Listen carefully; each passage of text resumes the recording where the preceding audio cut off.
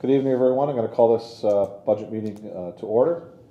And if I can have Councillor Beauregard and Councillor Desmarais move the agenda for adoption.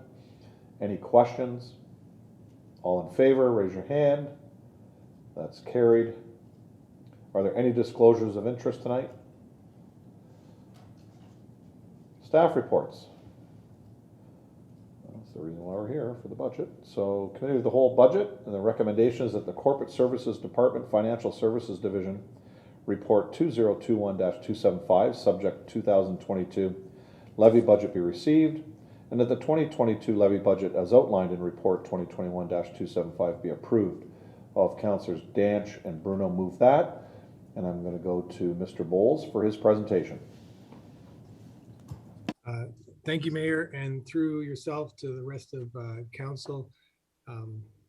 Look forward to tonight. We have a pretty sizable budget. I think if you looked at the total report pages to the clerks, it was 278 pages. We'll try to make it as swift as possible, as painless as possible to go through. Staff's here tonight, a number of staff, they're available for questions as we go through, and like other budgets, I'll present a couple slides and we'll stop and ask for some questions as we go through. So I'm going to share the slide deck here.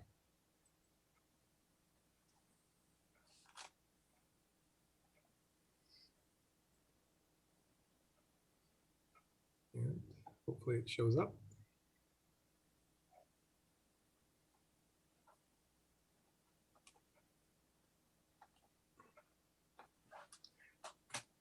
Okay, thank you for your patience there.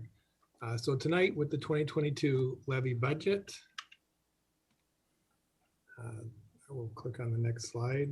Our agenda tonight, and I know you've had it in advance, we'll go over a number of different sections, including again looking at some comparisons where we sit with other municipalities and get into the detail of our city budgets. I do highlight certainly that when we do the budget, a lot of assumptions do get made. Sometimes we're able to outline some of those assumptions, like when we did with the marina and the multi-year report. But sometimes those assumptions will change, and the actuals will no doubt be a little different than the end budget, but these are planning tools. And at the end of the day, just like what we're projecting for the 2021 year, we'll have a balanced budget. The recommendation, and appreciate the mayor reading the recommendation as we start this budget process. The goal is to approve the budget tonight, but if council requires additional time or would like additional information, staff is able to, will accommodate. I will point out that it's the Budget Committee of the Whole, so council will have another opportunity to, I guess, ratify these, the minutes or the actions at the committee tonight at the following council meeting.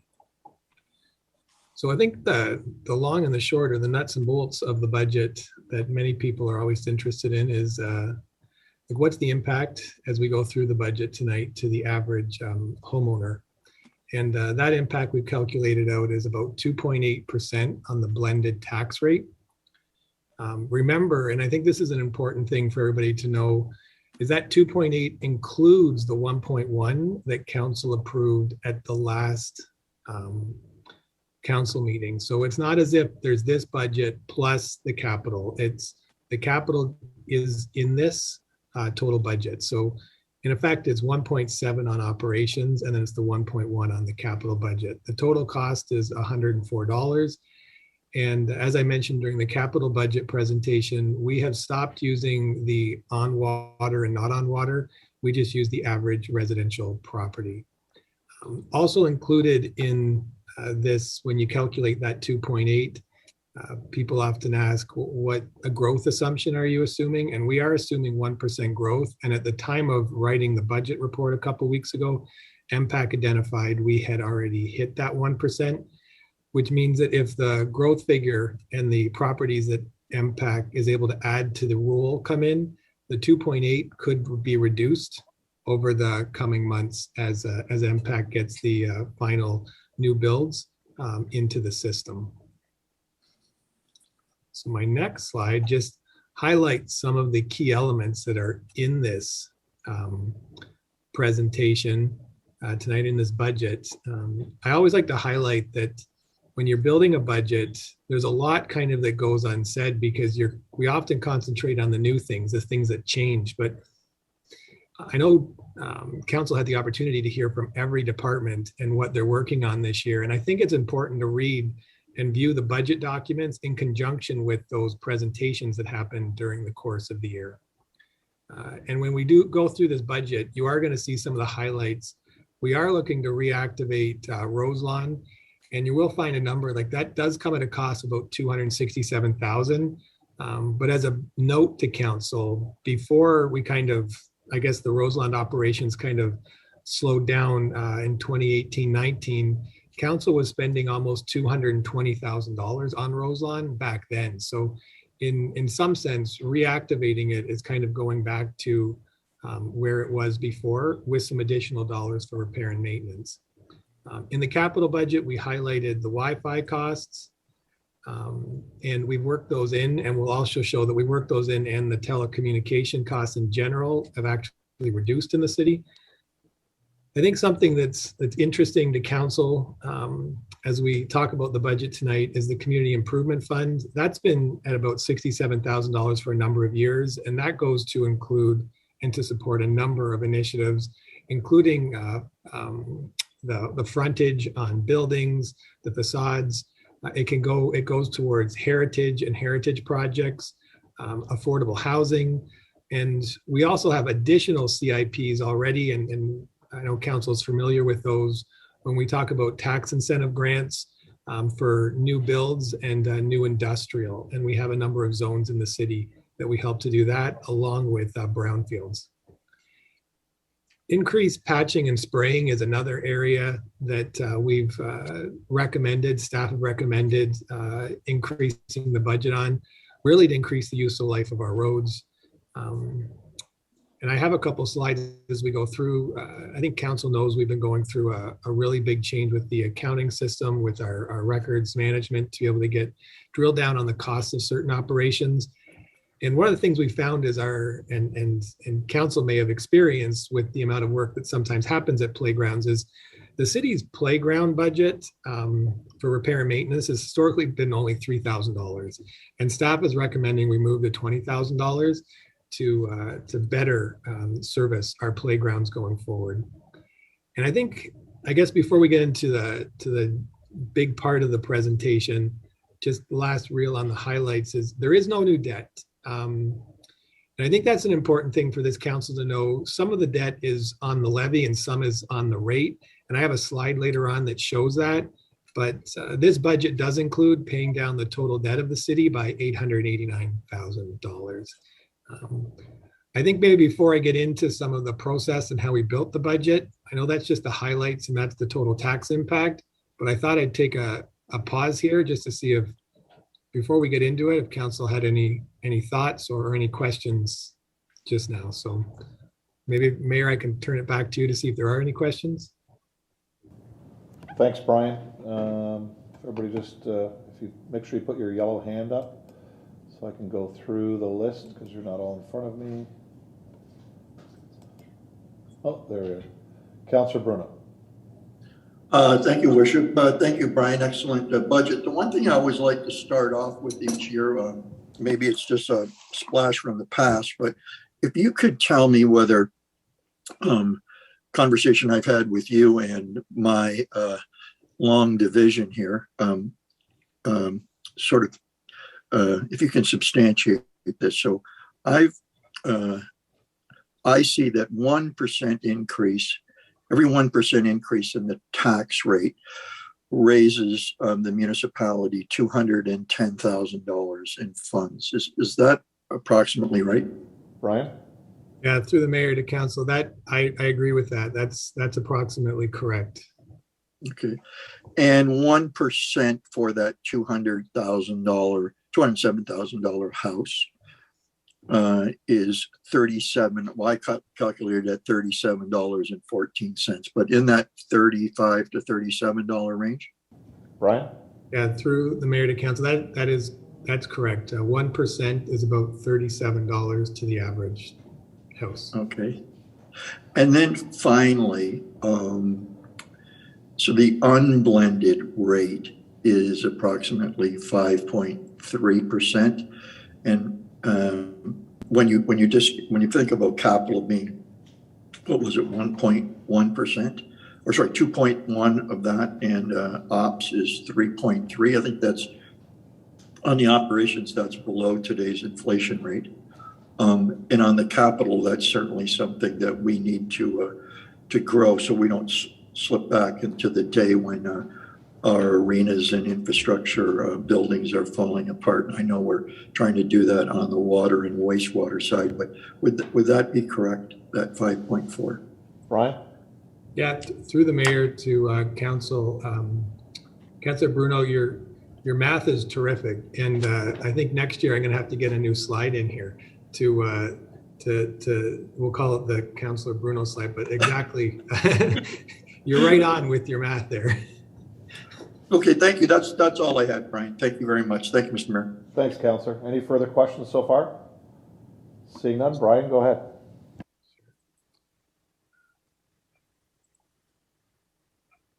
To share.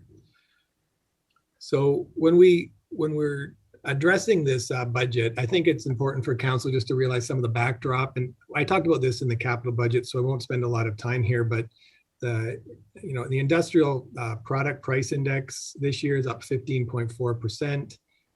Consumer price at the time we started the budget process was 3.7. I think council may have read an article recently saying StatsCan updated that to 4.4%. So it's something to keep in mind when we look at the percentage increases that we're looking at today. The other thing that I really want to highlight and is just the amount of work that's going on the development side, whether it be in the strat plan and economic development, or it's in our planning divisions and our engineering divisions. The number of groups that have come forward and are working with these departments, we've totaled it at over 3,000 units of new residents.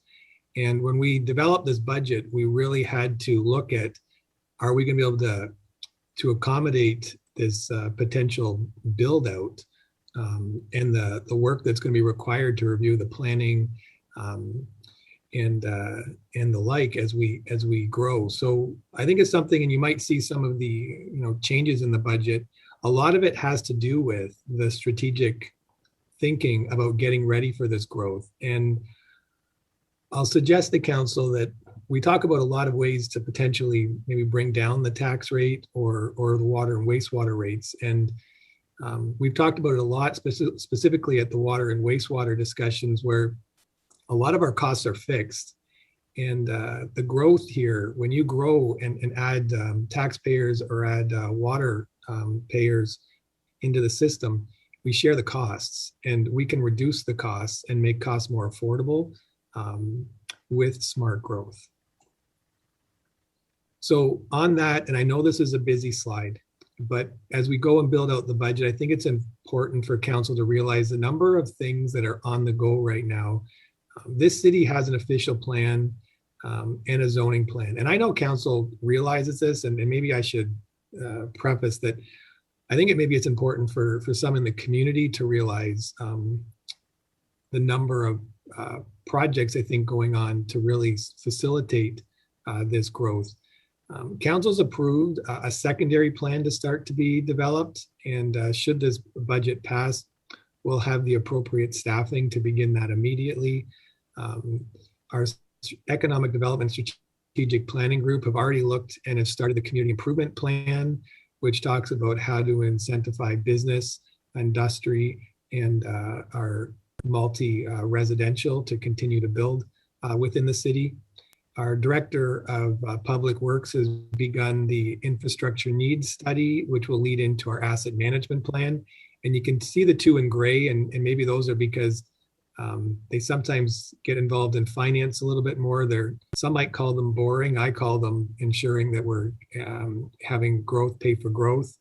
And we're being, I guess, in the business terms, you might say accretive to the total tax, the total tax levy. But we will be looking at building fees.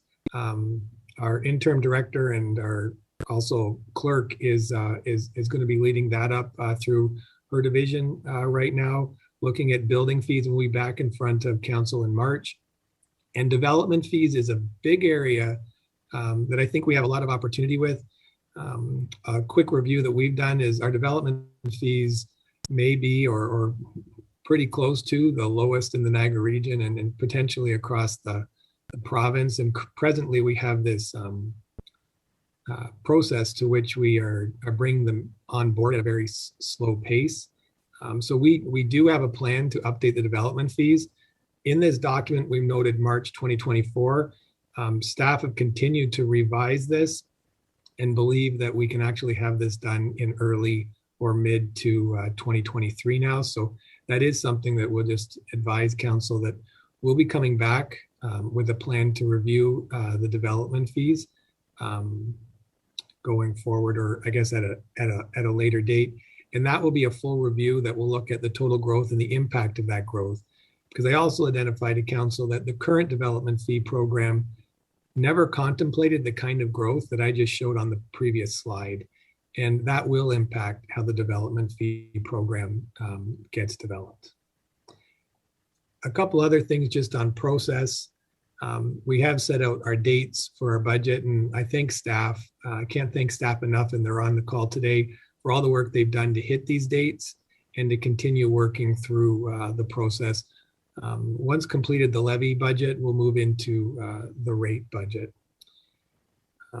My last couple updates just on the budget process, and if I apologize if it sounds like I'm giving too many thank yous, but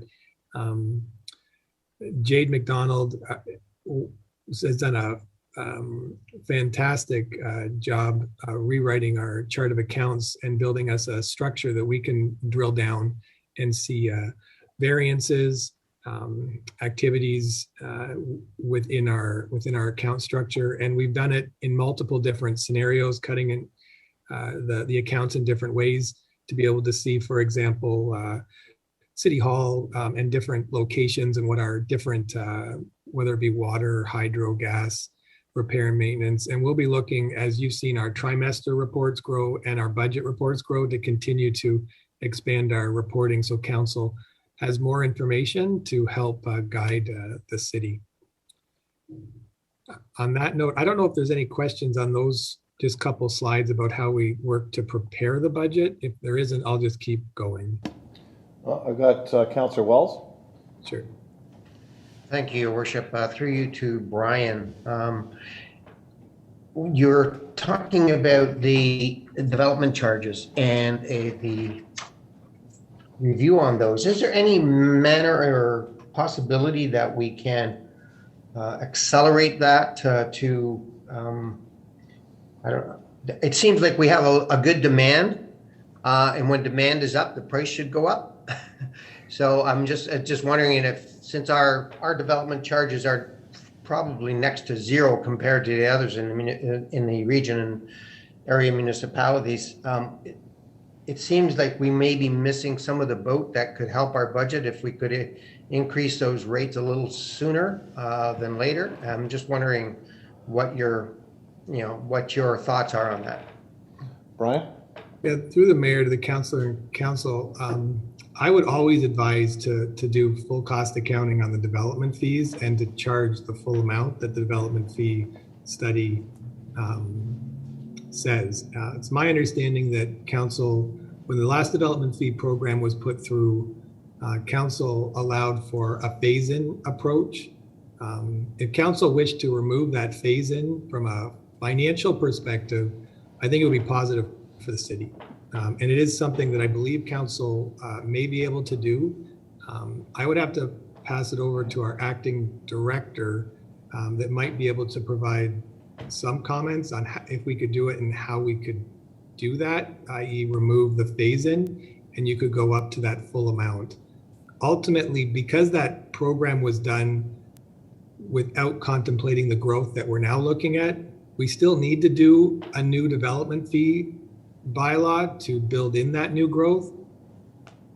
But in the meantime, moving and removing that phase-in from a treasurer's perspective, I would recommend. Director of Planning.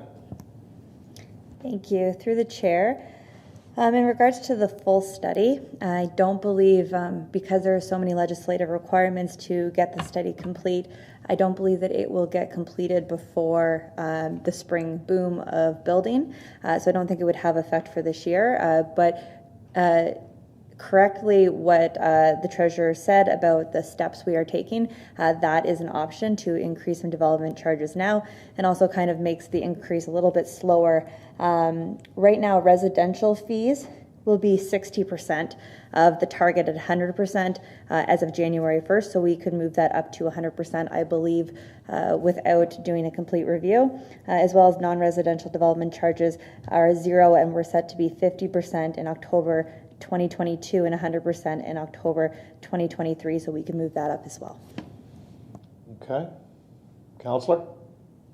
That's good news. I have two other questions, or one question that relates to both the P&L reporting and the activity code reporting. Will councillors have access to those?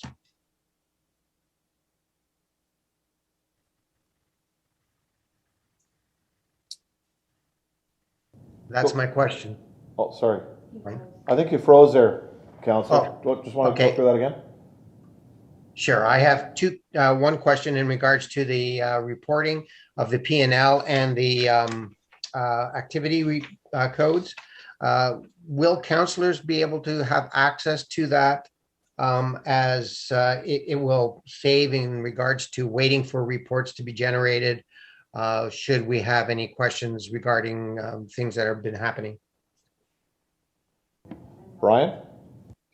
Yeah, I guess through the mayor to council, like from a technical perspective, yes, we could make it available to council. If council is interested, I can take that back and talk with the, I guess our senior management team on how we could do that, and or have a councillor version that was even more streamlined to keep things simple and moving in the right direction. But council has access to the financial figures at any point in time if you need something. So I'm happy to find a way to get you access to what you need. Councillor? Thanks, Brian. Those were my only questions. So Councillor Wells, with regards to the question on the development charges, I just confirmed with the clerk the best way to move forward. So we can make an amendment to the motion that's on the floor if you wish to accelerate the development charges. We don't have to do it this second, but that is food for thought tonight. So we can add that. So if we want to accelerate going to 60% to go higher for January 1st with regards to the housing, and then the commercial, which goes up to 50% this year. So if you want to come back with that, just keep that in the back of your head, and I'll ask for amendments after, if that's all right. That's all right. Could we make that amendment at the council meeting, or do we make that amendment tonight? No, we would do that tonight. Okay, thank you. Good, thanks. I have Councillor Bagu next. Thank you very much, Mr. Mayor. Through you to Director Bowles, your slide with potential growth outlook. You mentioned we went up 1% this year. So using Councillor Bruno's math, how long would it take to get 8,000 new residents in Park Colborne? Brian? Yeah, through the mayor to council, I don't know how I'd answer that. The reality is, I think they say past performance doesn't necessarily equal future performance. And I think that's the best way I can answer that. So yesterday's growth may not equal tomorrow's growth. I think through economic development in Gary Long's department, there was something that came forward to us a couple of months ago with a projection, and Councillor, I believe it was about 10 years, looking at the stock that is being worked on right now between staff and developers, and some other areas that we have interest in, privately owned, but they've contacted our economic development or our planning department. So that was kind of a quick look at when those would come on board. And it takes into consideration the new condo on West Street, which is being built, another development that's coming forward very shortly at another apartment building. There's some smaller apartment buildings that are in the queue, plus a couple of the subdivisions. So if Mr. Long's on, but I believe that was about their 10-year projection on that. So it could be sooner, it could be a little later, but that's kind of a thumbnail look at that. I appreciate that answer, Mr. Mayor. Thank you very much. Thank you, Councillor. Councillor Bruno. Thank you, Worship. What Councillor Wells brought up, I was going to bring up this evening as well, and I'm very supportive of it. I did want to ask I'm not opposed to if that gets moved tonight or at the next council meeting. What I would like to know, one from the treasurer and one on maybe a communications piece. So through you to Mr. Bowles. So the DC charges, for the most part, go directly into different envelopes of reserves. Is that correct? Brian?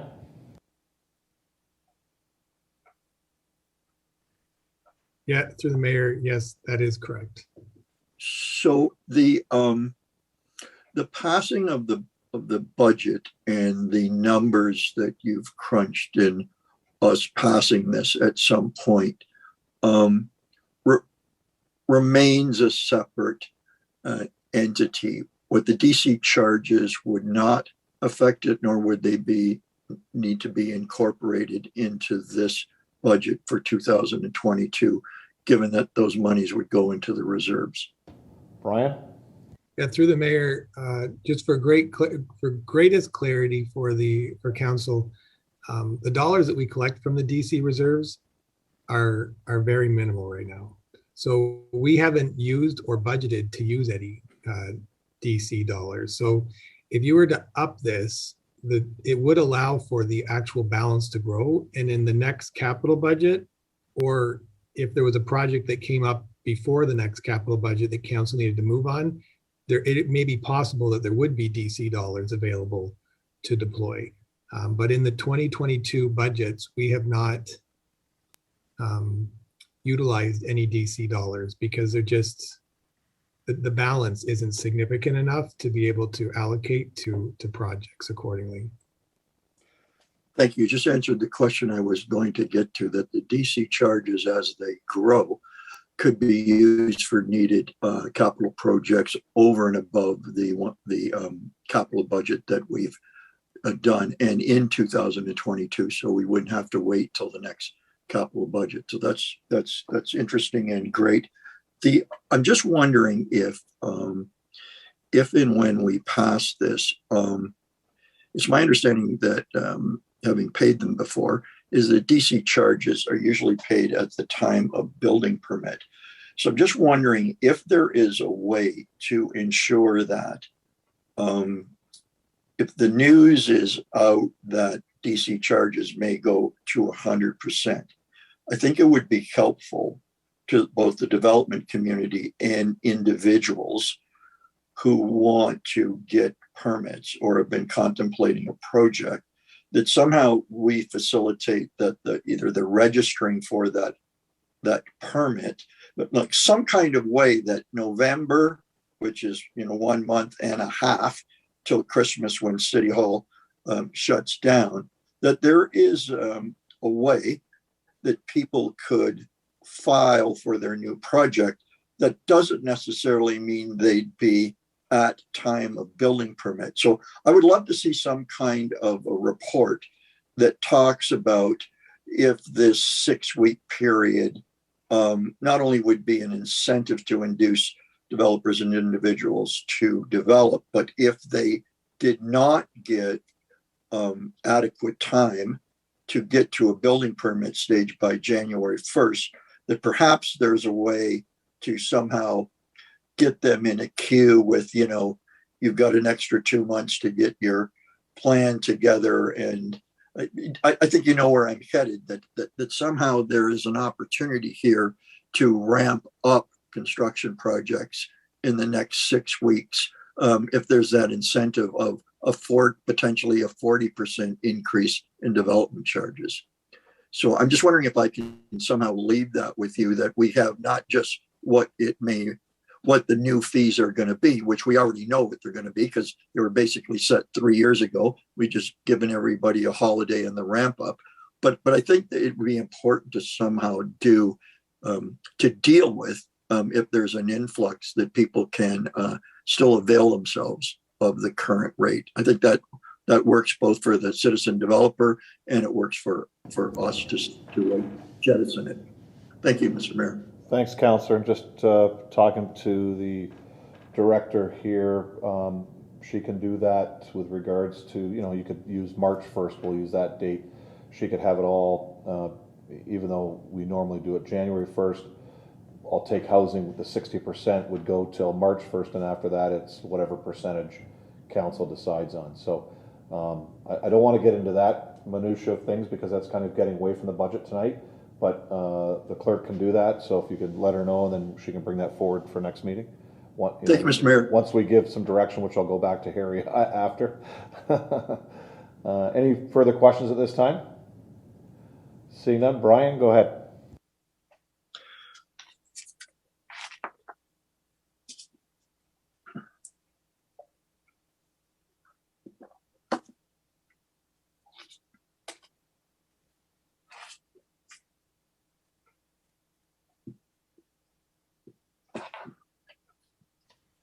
A lot of buttons. Sorry, Council. As we're getting into the budget here, just a reminder, and I think we know we're living this every day. Our mission, vision, and values helped identify how we were moving forward, as well as our strategic pillars. Trying to make things simpler, trying to attract business and tourism, concentrating on citywide infrastructure, and from a corporate perspective, ensuring what we're doing has value. We're supporting the people that make this city operate and within the city, and working towards stronger governance every day. So I mentioned this earlier, and I really think it's important that when anybody reads the budget, they're reading it in conjunction with all the work that each of the departments are doing across the city and those presentations. And I think it's a great way to lead up into the budget. It's often hard to make big decisions during a budget time.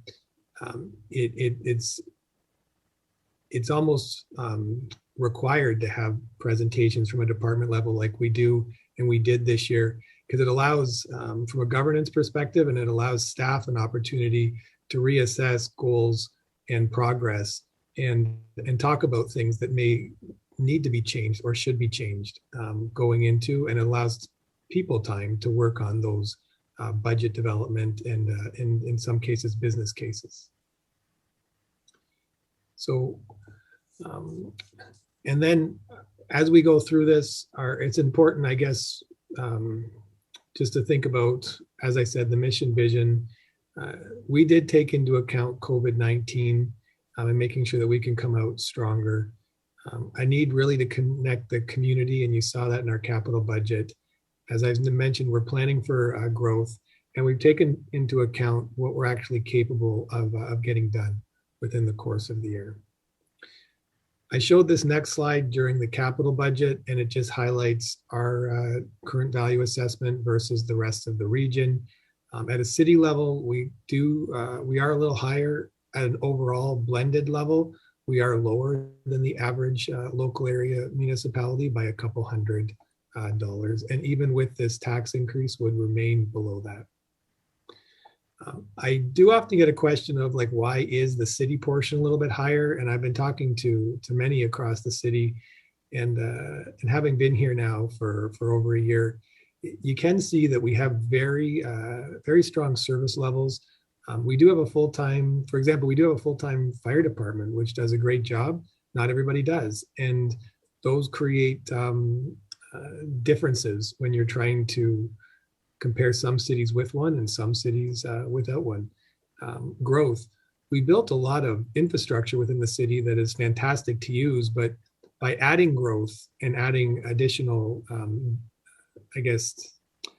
properties on the assessment roll will help us achieve economies of scale.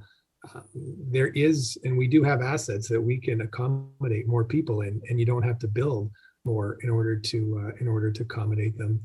And I think the other area is the city does lead with its progress of trying to tackle the infrastructure deficit. We did improve roads, for example, the last year and this year by 20% each year, the budgets for road maintenance and road resurfacing. And those are areas, and that is leadership that's not necessarily happening at all, I think at all cities. This council has shown a very strong interest in supporting and maintaining its infrastructure, and is, I think, leading the way on that. So, and again, these are slides that we did talk about at the capital budget. It's just where our taxes are coming from, and you can see the percentage, 77.8% come from residential versus other local area municipalities where it's 80.3%. And industrial for the city of Port Colborne is higher than other areas. And I also provided this to council in the last capital budget. It was just where our dollars go and where we compare to other local area municipalities. We do a pretty good job in getting our grants. Our one issue that we do have is water and wastewater. Our user fees are higher because we do have a higher charge because of infiltration into the wastewater system. And that's what that differential is. And I'm going to get into the budget in just, I guess, one more slide, but our debt outlook. This slide of the debt outlook does show the total city debt, and the total city debt ending 2022, ending next budget year, is going to be just about 27 million. As I pointed out on the levy, it's only about 15 million, and there is another slide coming up that just shows the levy. And maybe before I pause again and get now into the budget, I'll just highlight that council had asked for a breakout of where the dollars go, and we built a methodology, and there's an appendix in your budget document that I'm happy to sit down with anybody and walk through. But we did try to break it out. We didn't try to break it out necessarily by reporting functions, but by type of work that people do. And we found here that, for example, Parks and Recreation takes up about 15.8% of the tax levy. Community safety, including bylaw, is 17.4. Public Works is at 23.5. Council is at 1.2. We'll talk about programs, grants, and activities, and that includes a number of issues, everything from some of the events that we run within the city to crossing guards to animal control. We also have the library, museums, and Roselawn, and administration is total 14. And then you can see the two, how much goes to debt and our capital projects. So I'll take one more pause, and then the next slides are the budget in itself. I don't know if there's any questions on those slides up to here. Questions, councillors?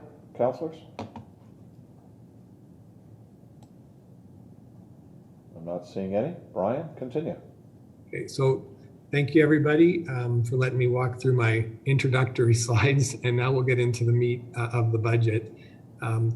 We prepared the budget, and here's one of the statement of operations, a summary. So the total budget revenue for the city would be budgeted at 31.1 million. Remember, that doesn't include water, wastewater, and storm sewer. That's just the levy. Personnel expenses, and we'll talk about what's driving that. Operational expenses, you can see what the surplus deficit is before we allocate to reserves or to and from the rate budget.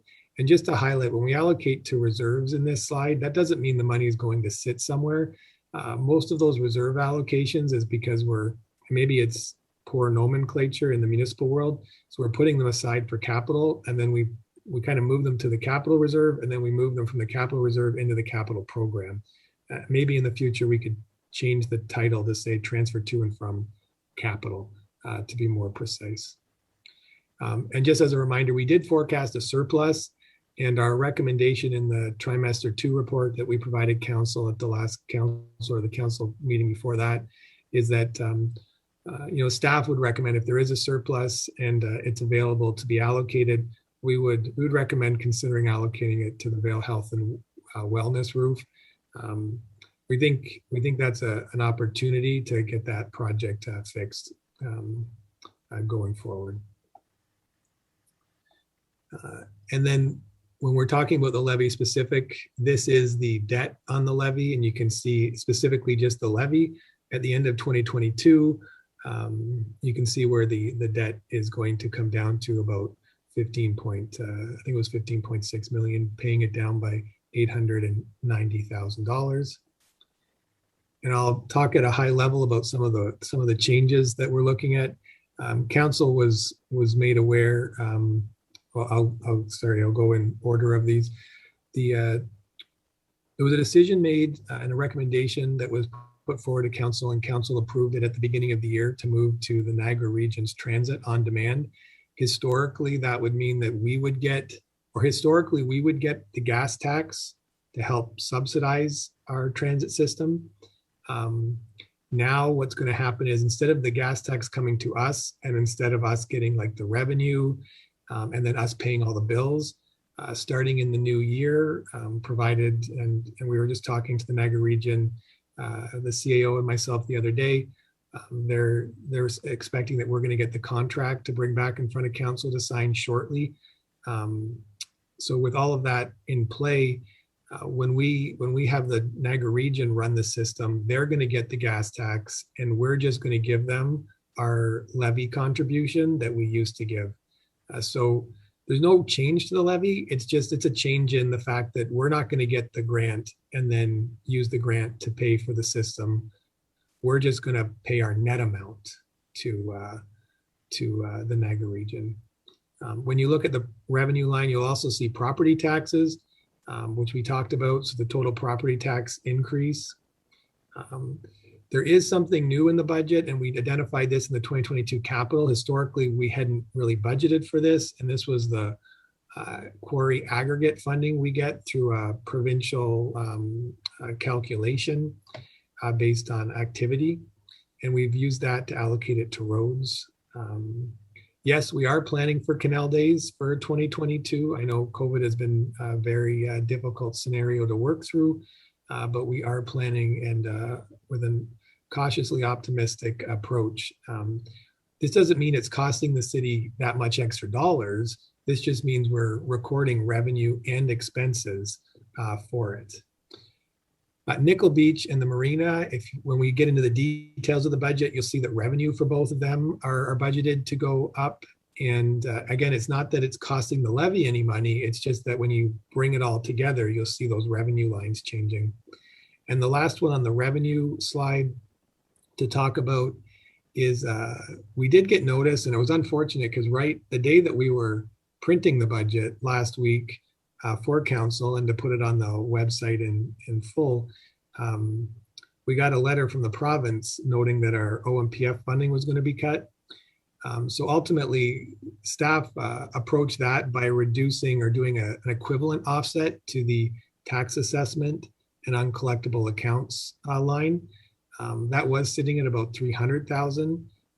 Council increased it last year because of some additional growth dollars we got. Staff has put forward that we would have to reduce that in order to not have to cut services at this point in time. And staff thinks that's a prudent model. We've looked at what our tax assessments are.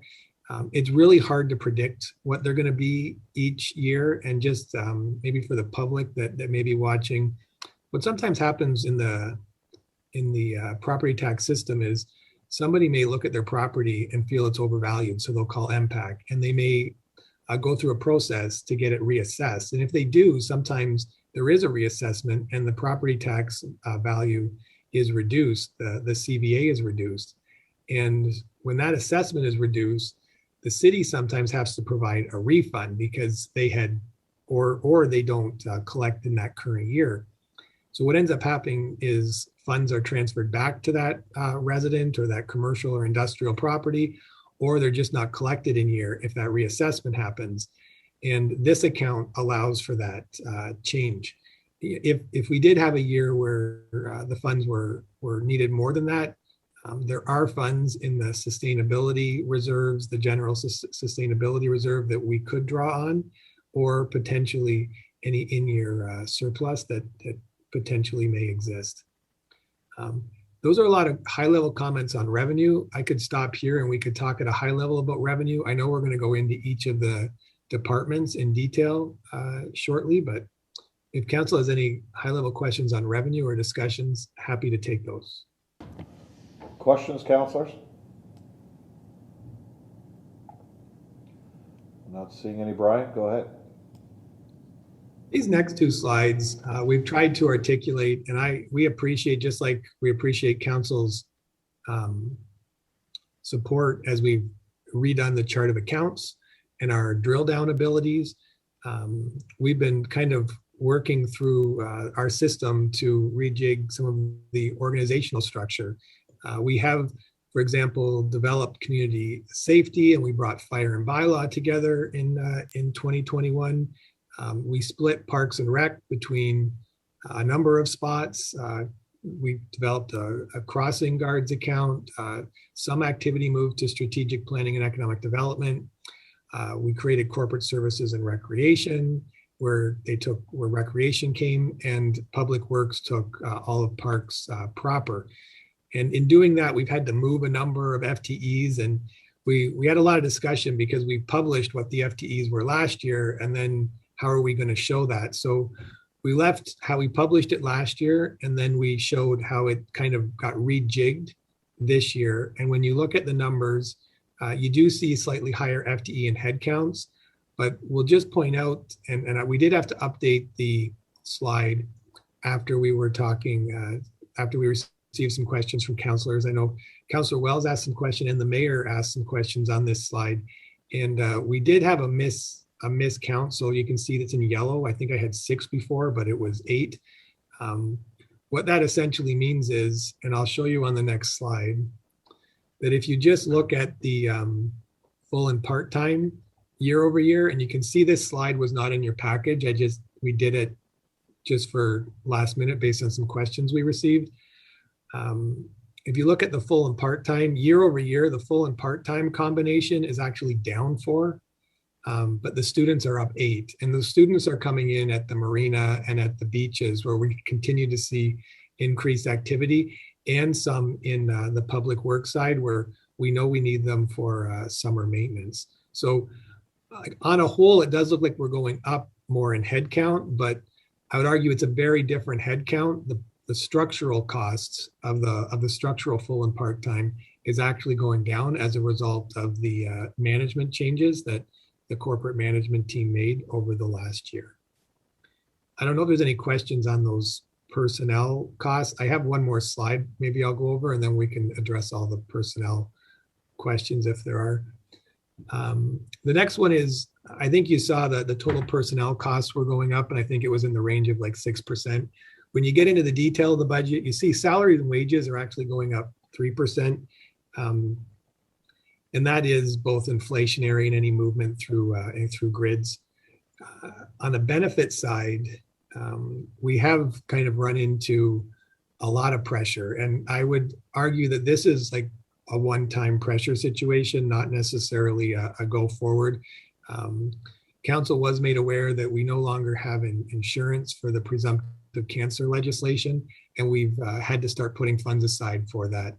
The fire department, of the $287,000, that makes up $200,000 of that we're now putting aside every year for any potential case on that.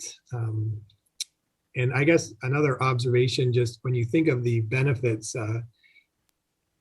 normally benefits might be in the 30% range by the time you bring in OMERS and CPP and EI for an employee. health and dental. But we do find our firefighter benefits are at 58, approaching 60% of total salary.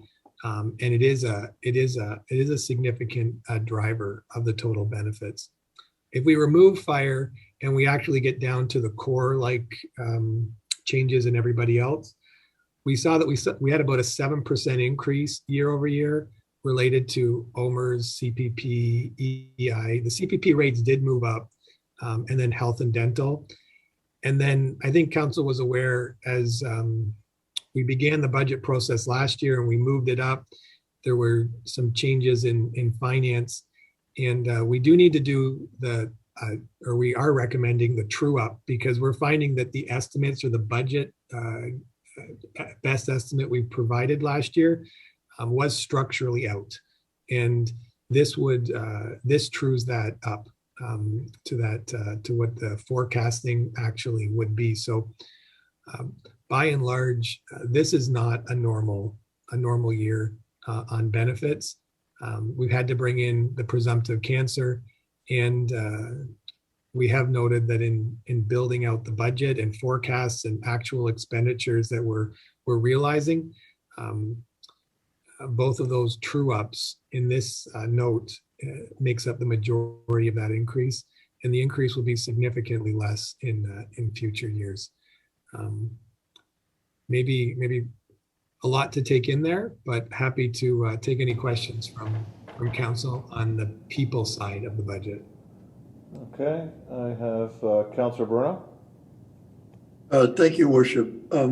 Brian, it went by pretty fast for me looking at it, but I'm just wondering if in future you could, well, let me ask you this question first, I should say. In the part-time people, do they receive benefits, costs? I'm not talking CPP or UI or WCIB. I'm talking health, dental, those kind of coverages. Do the part-time people get that? Brian?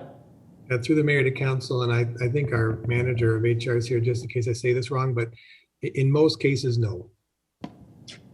The reason I asked the question, I'm wondering if going forward, you could do a breakout of full-time, part-time, and then students, because I think that's important. That certainly I know in a lot of organizations, part-time people can often be the strength that of an organization, in that they bolster up things that are seasonal, volunteer, i.e. in firefighters, things like that. But there isn't the benefit burden. So, it works in both ways. So I'm just wondering going forward each year if we could have another split in our personnel. Brian? Yeah, through the mayor to the council and council, we're happy to continue to break out and show additional data on that, and that's a great one to continue to break it out and show more detail. Great, thank you. Any further questions, council? I don't see any. Go ahead, Brian. Next. Just click on shared screen again.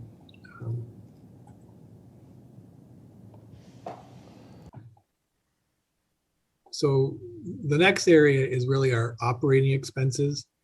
And, when you put together a budget page, you think it's great. And then when you're in the presentation, I apologize to council, this is a very busy slide. There's a lot on here.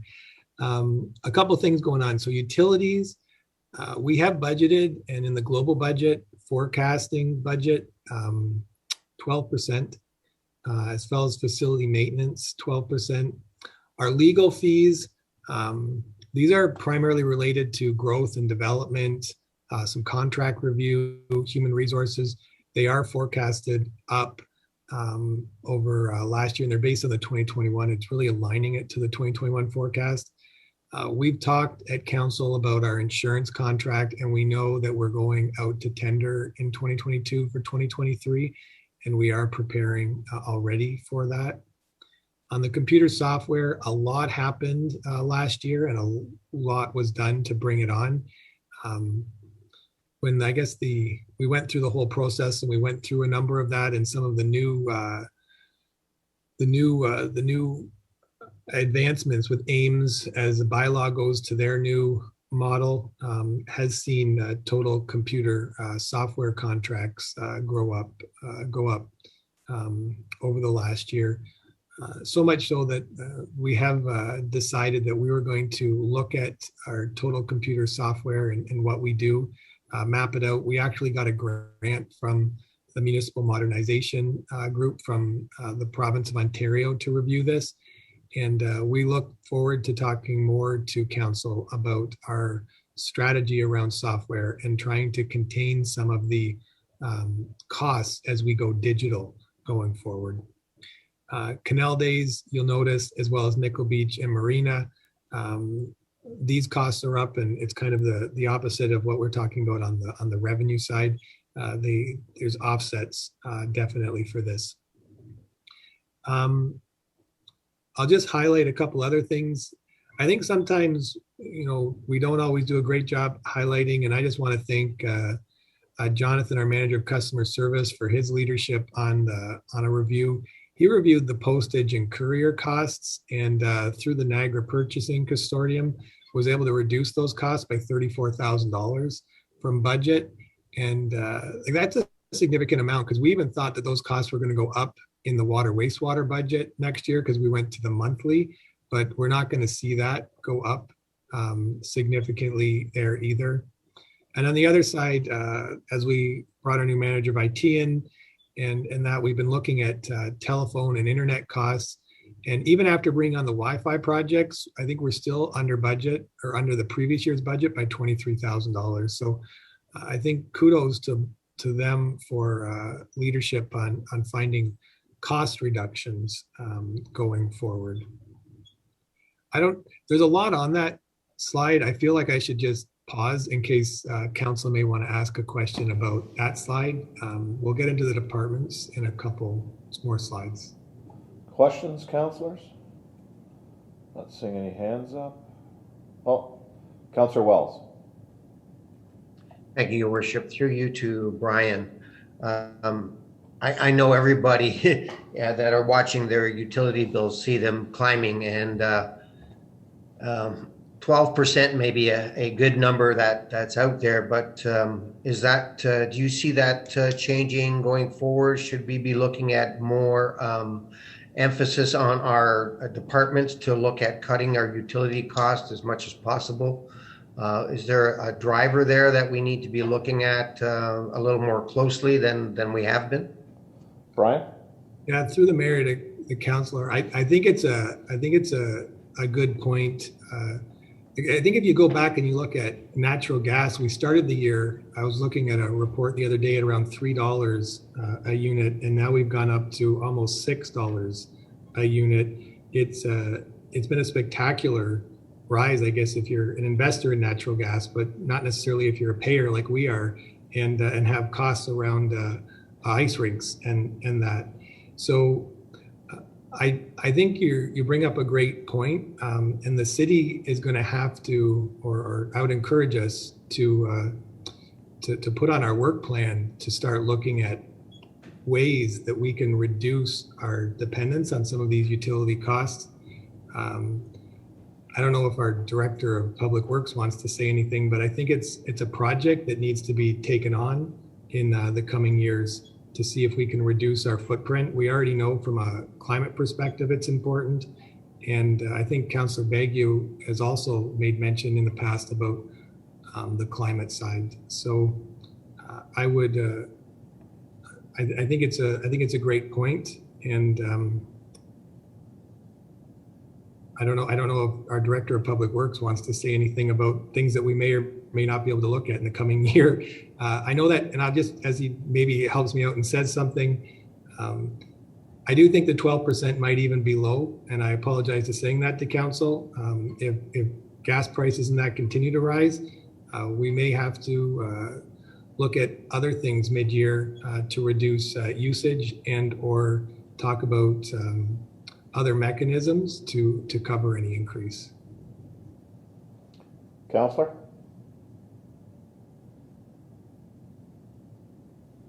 That's great. I just think that, as as individuals, we tend to look at what's coming down the pipeline. We're looking at putting in a electric charging station at Market Square. We're looking at more electric vehicles coming into our communities and things like that. And I think it's important that we're proactive on that, taking a look at the high energy cost areas like the Valley Center with almost like maybe over $1 million a year of utility costs. Are there ways we can gain on that exponentially over by putting in various programs or different technology? I think there's some opportunities for us to look at and improve what we have right now. Brian?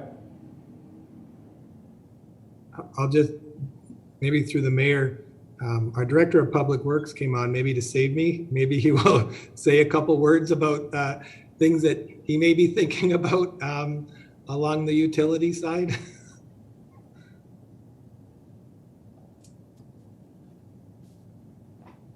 Through Mr. Mayor to council members, obviously there are some things that we're continuously working on with regard to environmental aspects. We have a conservation demand management plan that points us in the direction of environmental security.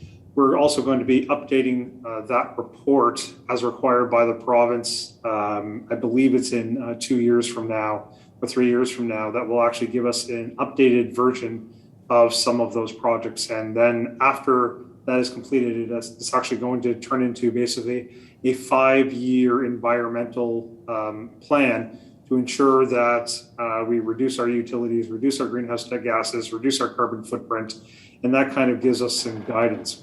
However, in the meantime, with our green procurement that we've put into place, every time we replace a piece of equipment, it is mandatory for us as staff to look at a green alternative and to evaluate, if there is a green alternative, to evaluate against those others. So it is a constant thing that we are doing, Councillor Wells. It's not just us putting in LED lights, even though that is a big step in the right direction, but we do this on an ongoing basis. Councillor? That's great. It's something that we don't see because it happens behind the scenes, and it's a good thing that you're doing that, Director Kawamoto, and that we are doing that. I look forward to the fruits of those efforts. Thank you. Great, thank you, Councillor. Put your yellow hands up, guys. That's the only way I'm going to see this. Okay, Councillor Bruno.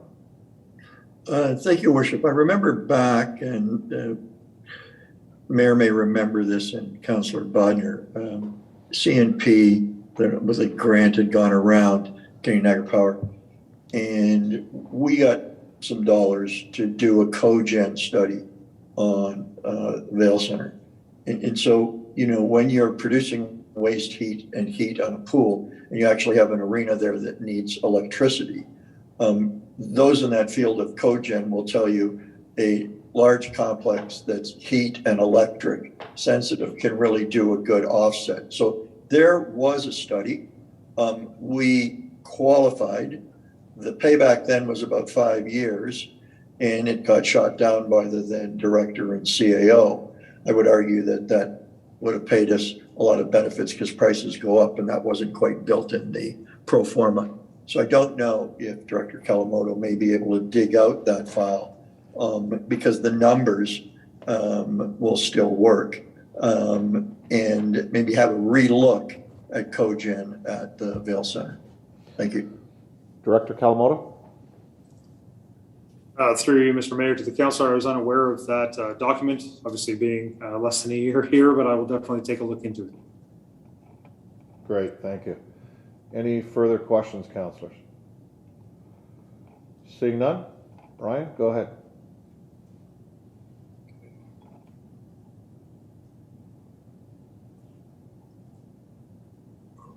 Share. Okay.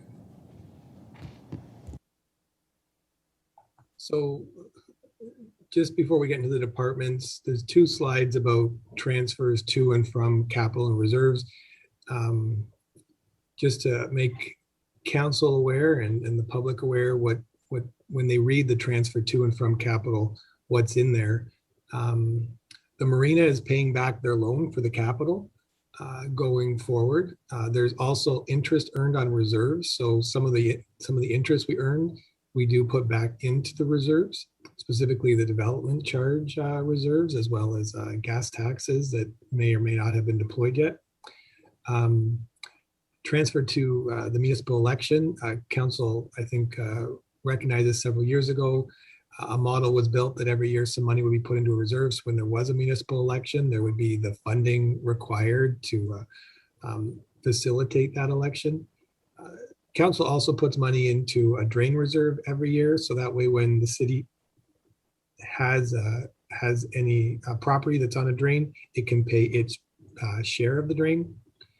There's also, which council has now approved, the levy capital funding. So there's the levy component and there's also the grant component we get for gas tax and the Ontario capital infrastructure program.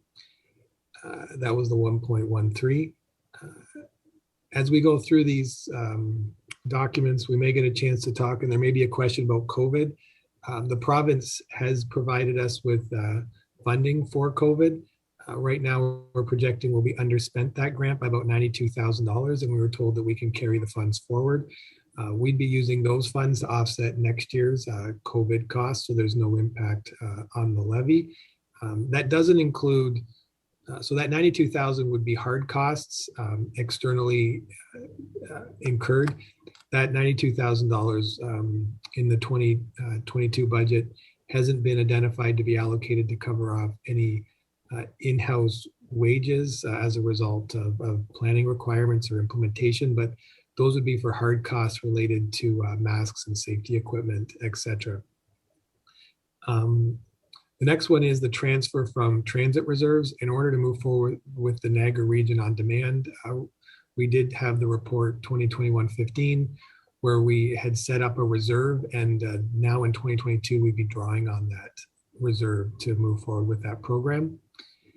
We also, in 2021, received approval, council had approved using surplus dollars from some accounts to hire some temporary purchasing support to push through a number of capital projects and get them on the get them tendered moving forward. So that individual will be with us on a part-time basis until the end of 2022. And that's the reserve dollars to help contribute to that. And the last item going to and from reserves is when we get to the self-sustaining entities, we are budgeting a total of $41,000 being transferred from those self-sustaining entities to reserves as a contingency going forward. And if it's all right, I might deal with both of the next slide about transfer to rate. And then I don't know if there's any questions on these, we can take those as well. So the transfers from rate, because the rate and the debt and the levy debt is all combined under one debt program.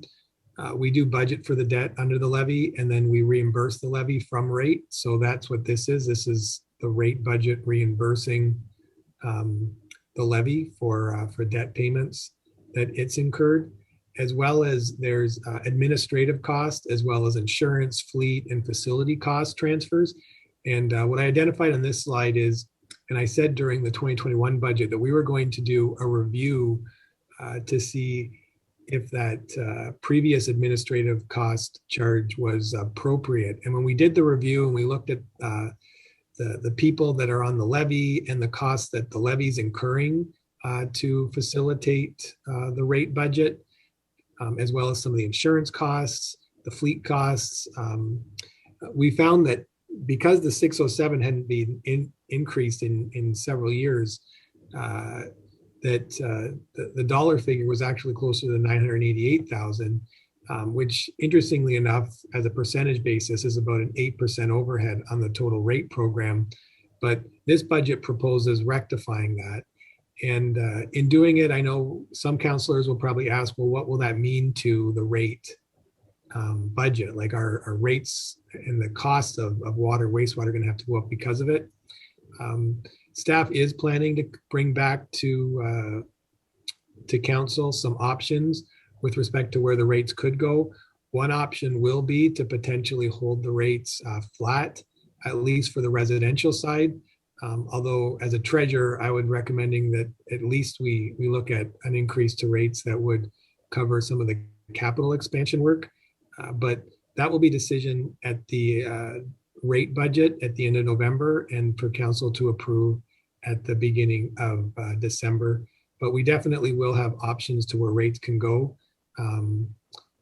anywhere from basically holding steady to a slight increase, recognizing the capital that's needed to be put into the ground.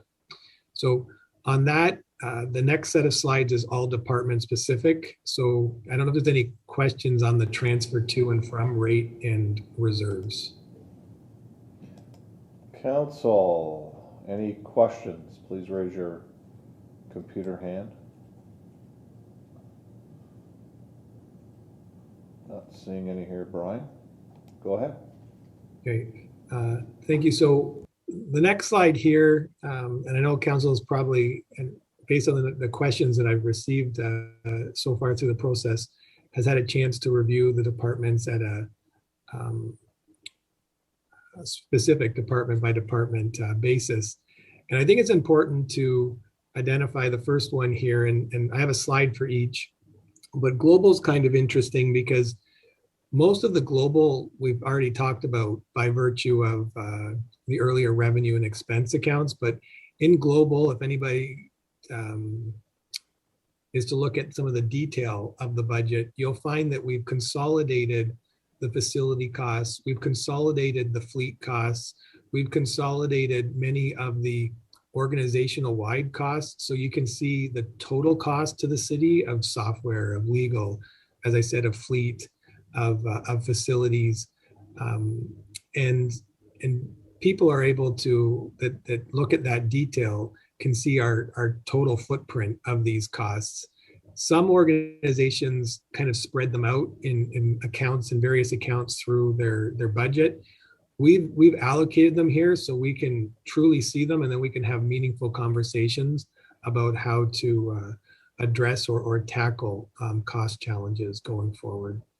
So having said that, I know some of the increases over forecast and changes over budget, there's a lot going on. I'll just remind council that on a net basis, it does work out to that 2.8 on a blended with capital.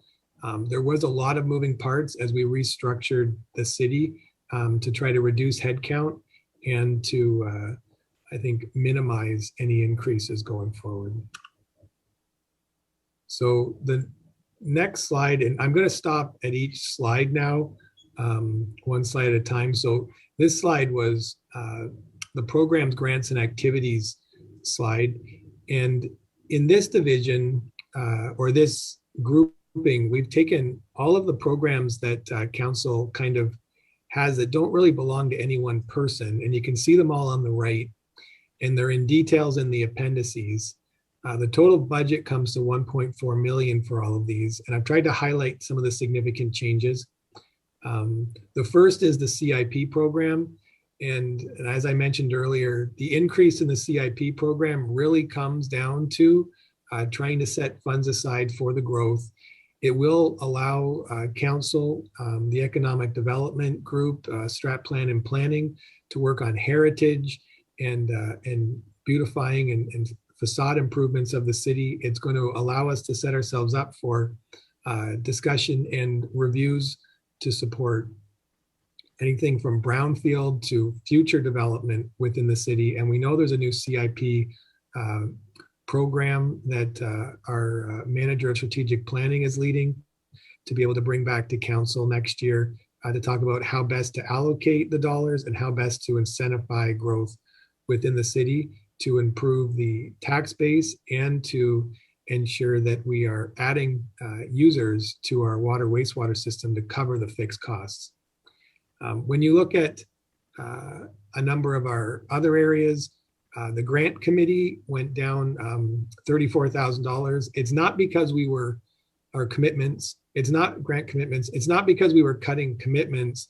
It was because some of the commitments rolled off. For example, last year we had pass stones on there for a 2-year at once because there was a payment owed for 2020 and 2021. This year it's just the 20. And then there's the Hospice Niagara multi-year commitment. The grant committee was maintained at the increased level that we put it at last year, although any of those certainly can be adjusted like anything else in the budget. The other item in the program grants and activities is we do budget for physician recruitment. Reducing it by 60,000 is not because we're looking to not hire physicians. It was a function of the fact that at best we're able to attract 1 physician a year. So trying to budget for 2 didn't seem like it was required. What we've done is we've budgeted for 1 physician recruitment per year. And I think on a go-forward basis, I did note that I think we're going to review, and staff is going to take it to review some of the tourism activities and how we can look at other revenue sources. One example is Canal Days, and we hope to be in front of council coming into the new year to talk about some options that we could do to maybe reduce the levy impact of some of these while continuing to enhance the programs themselves. So at that, I will, if there's any questions, Mayor. Great, thank you, Brian. I'm going to go to Councillor Bruno, then Councillor Baggy. Councillor Bruno. Thank you, Worship. Director Bowles, you answered partially the question about the physician recruitment, and a number of us have been on that or are on that, and now it's taken a different direction. There was a time when we did have a reserve because more than one physician happened to be available to us, and we took advantage of it. And this is sort of a little bit out of the ordinary. We sort of had a understanding that if we had 2 that wanted to come, we would find the money. I'm not so sure that's the way treasurers usually like it. And I didn't know whether it might be more prudent to have a reserve there of the 1. So if you ever have to draw down on it in 1 year.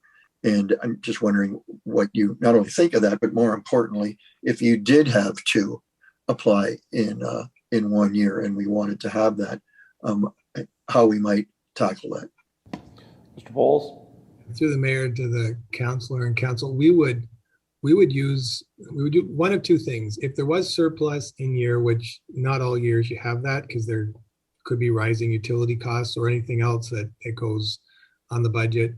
But if you did, you would look at it in year. Alternatively, we do have the stabilization reserve that we could use temporarily, and the following year we could rebudget the funds. I think it's one of those things, if you look at the city's history, the number of years that I think we've picked up the 2, I stand to be corrected. There hasn't been a lot where we've had the 2-2-2 like kind of option. So if we are lucky enough to get 2, we can make that adjustment, I think, through the stabilization reserve, and then we can look to replace the stabilization reserve in future years. Councillor? Great. Thank you very much. Thank you, Mr. Mayor. Councillor Baggy.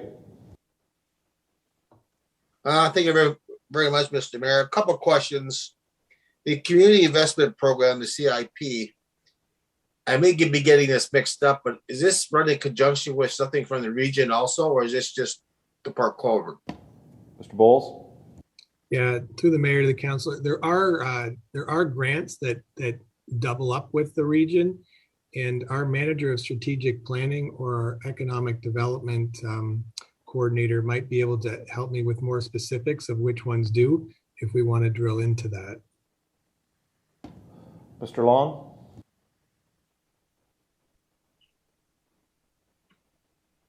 Yeah, thank you, Mr. Mayor, and through you to the councillor.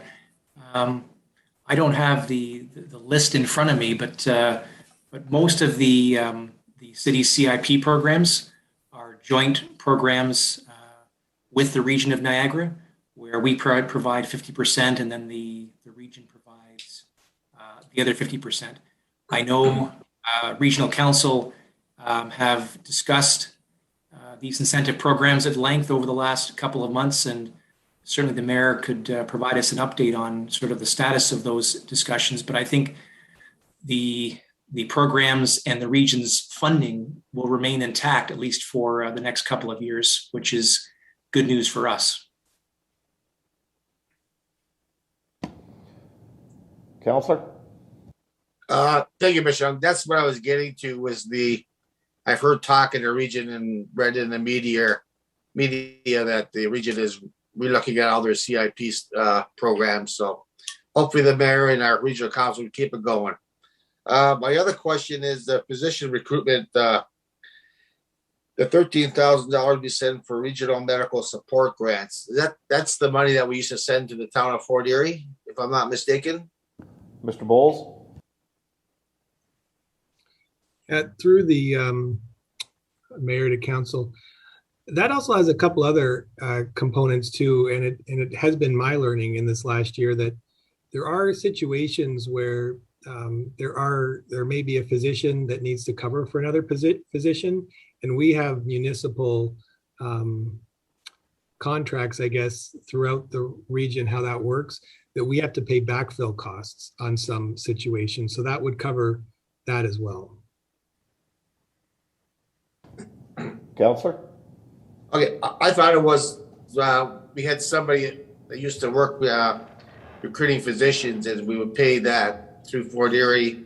We had our own, then we shared with Fort Erie, and we just paid Fort Erie, and then now we went to the region. So that's good enough, Mr. Mayor. I accept my answer. Thank you. Good. I'll have CAO Louis clarify that, because you are correct. Joanne Faircholi retired, so we are working through the region, so I'll let Scott give you a better answer on that. Certainly, through your worship to Councillor Bagu, I guess upon the employee, we had a shared service agreement with Fort Erie. It was a great way of providing the service in two communities without the expense of one community carrying the full freight. And unfortunately, when that employee retired from Fort Erie, we lost the opportunity to share the service. So the interesting thing about physician recruitment is that it is a duplicated service. There is a regional physician recruiter, and she was existing and working in the field at the same time as we were using our own recruiter. So in order, again, to find an efficiency, a more cost-effective way of doing the same thing, we have not replaced the shared service agreement or the employee or half-time employee that we had. We've relied on the physician recruiter from the region. And I think the easy thing to say would be, well, what's the incentive for her to bring someone to Port Colborne when she's also working for all of the municipalities in Niagara? But she has been very effective. She has appeared before council. We do have a doctor that started in September in Port Colborne on that program. We do have plans that are not public yet I guess the name is not public yet, but the fact is we're in very last stages of negotiation for a doctor in the third quarter of next year. And we think that we're working very well with the regional physician recruiter. And my recommendation is that we continue to do so. Counselor? Yeah, I think Mr. CAO, I do remember the presentation she did. I was very impressed, and I know she is working for the betterment of Port Colborne also. So thank you, Mr. Mayor. Great, thank you, Counselor. Seeing no further hands up, Brian, move on. Okay. Our next slide is boards and committees, and I'm just bringing that up, but I'll begin discussing it. So the boards and committees category was something that we invented, or maybe that's a poor choice of words. We brought together to be able to show groups that we have some additional oversight for. So one is the Niagara South Coast. We do have committees within the city, and then there's the museum and archives, Roselawn, and the library. And we brought this group together to be able to focus on those areas under one section. A couple of comments. So the Niagara South Coast, the costs are going up $45,000, but there actually is no new cost. What we're really doing is just allocating the costs that we have from our tourism coordinator into the Niagara South Coast, because we're having conversations with other municipalities about their potential to be able to contribute and support the Niagara South Coast as well going forward. So we wanted to just highlight in one cost center the true cost. So we're just moving the costs to that area. Under committees, we did move the Committee of Adjustments over to the Legislative Service Group. That was a lot of discussion, I think, in the last year's 2021 budget deliberations. So that has been moved over. Museum archives, there's been next to no change, although kudos for the, I think, reduction. I guess treasurers speak to Stephanie, our director there, great work. On Roselawn, that's the reactivation of Roselawn, and it includes the whole gamut of costs over there, which includes some of the facilities costs, which come with reactivating that. And I know council has the ability and anybody watching the budget, our citizens, to go through our detailed budget lines to see where those funds get allocated to, as well as the library. And the library is a two-part thing. Part of it is there was some change in some FTEs, some people moving up in a couple additional hours to accommodate activity there, but it was also their capital budget actually increased by $24,000 in order to accommodate what our facility condition index said, related around I believe it was the caulking and the maintenance around the windows to have that fixed. So there was an increase in the library after a couple of years of no increases. So those are the I guess comments, the big financial changes on the boards and committees. We can go into detail of any of those, or if any councillor has any questions, happy to take those. And I know that our directors, I believe, are on the call tonight as well to help me out with any questions.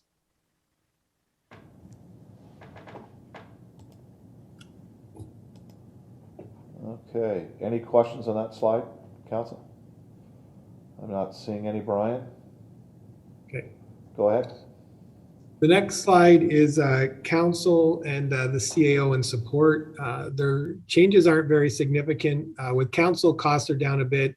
We did have an allocation model for the post-retirement benefits, and it was brought up when we did the councillor expense disclosures that maybe we shouldn't be allocating for post-retirement, because that benefit wouldn't be maybe ever received or obtained by a councillor. So on an allocation basis, we stopped allocating a portion of those costs to a councillor, and that's what kind of drove the reduction for the total council budget.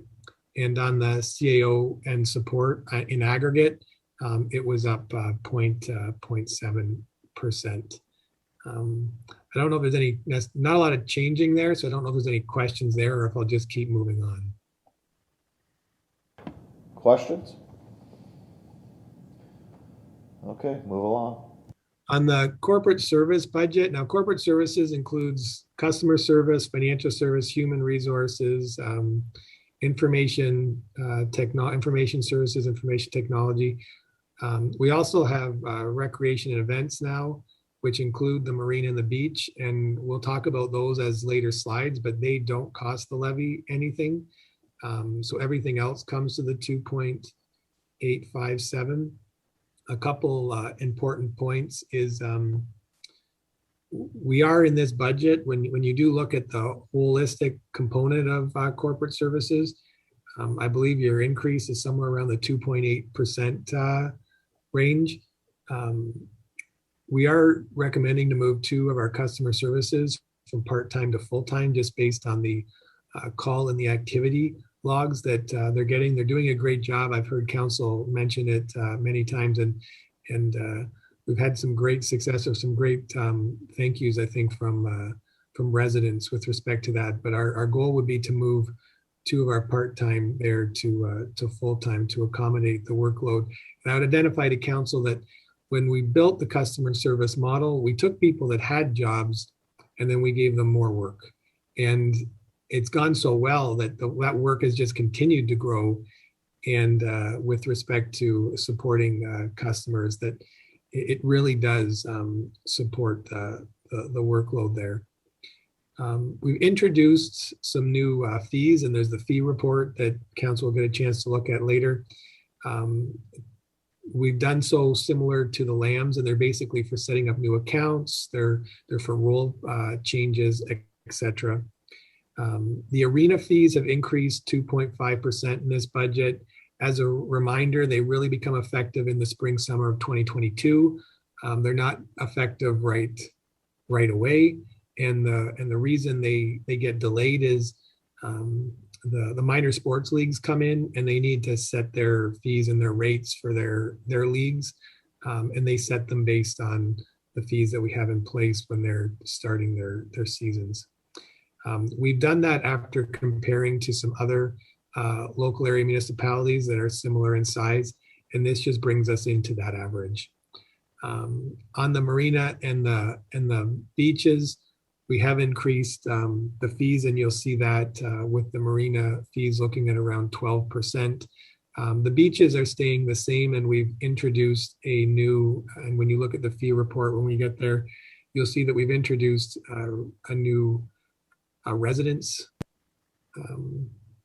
pass that would basically be $100 between Monday and Friday during the week, not including holidays, that residents in the Niagara region could purchase, so they don't have to go online and pre-book. They can just come and go like a Port Colborne resident. You'll also notice that we adjusted the overhead allocation from 5 to 10% from the marina and the beach, and we forecasted that in the T2 forecast. Our goal ultimately is to bring that up to 15%. You can see that in the multi-year of the marina. And I think we're making great progress with the financial sustainability of those units. And I talk more about the marina and beach later. Having talked about some of those highlights, I don't know if there's any questions specifically about corporate services, but happy to take those. Questions, councilors? Okay, move along, Brian.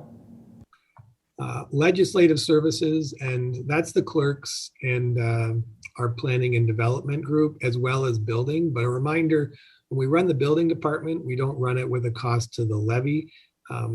We do have a need to update the building fees.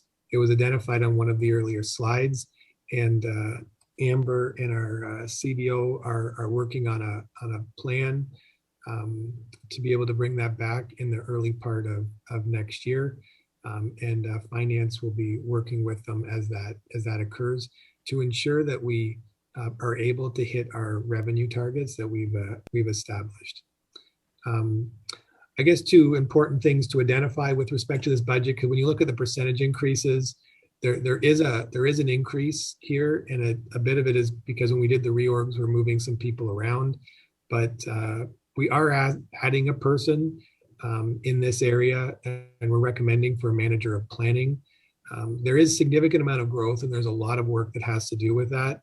And that manager of planning is also going to lead up our development charge review for the next case, as well as for our next review that will happen and be finalized in 2023, as well as when we look at our secondary plan.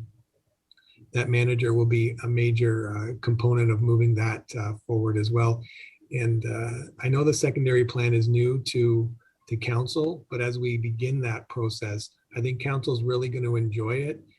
And you'll have that opportunity to have more conversations like we did with respect to the property that council was looking at and the guidelines just at the last council meeting.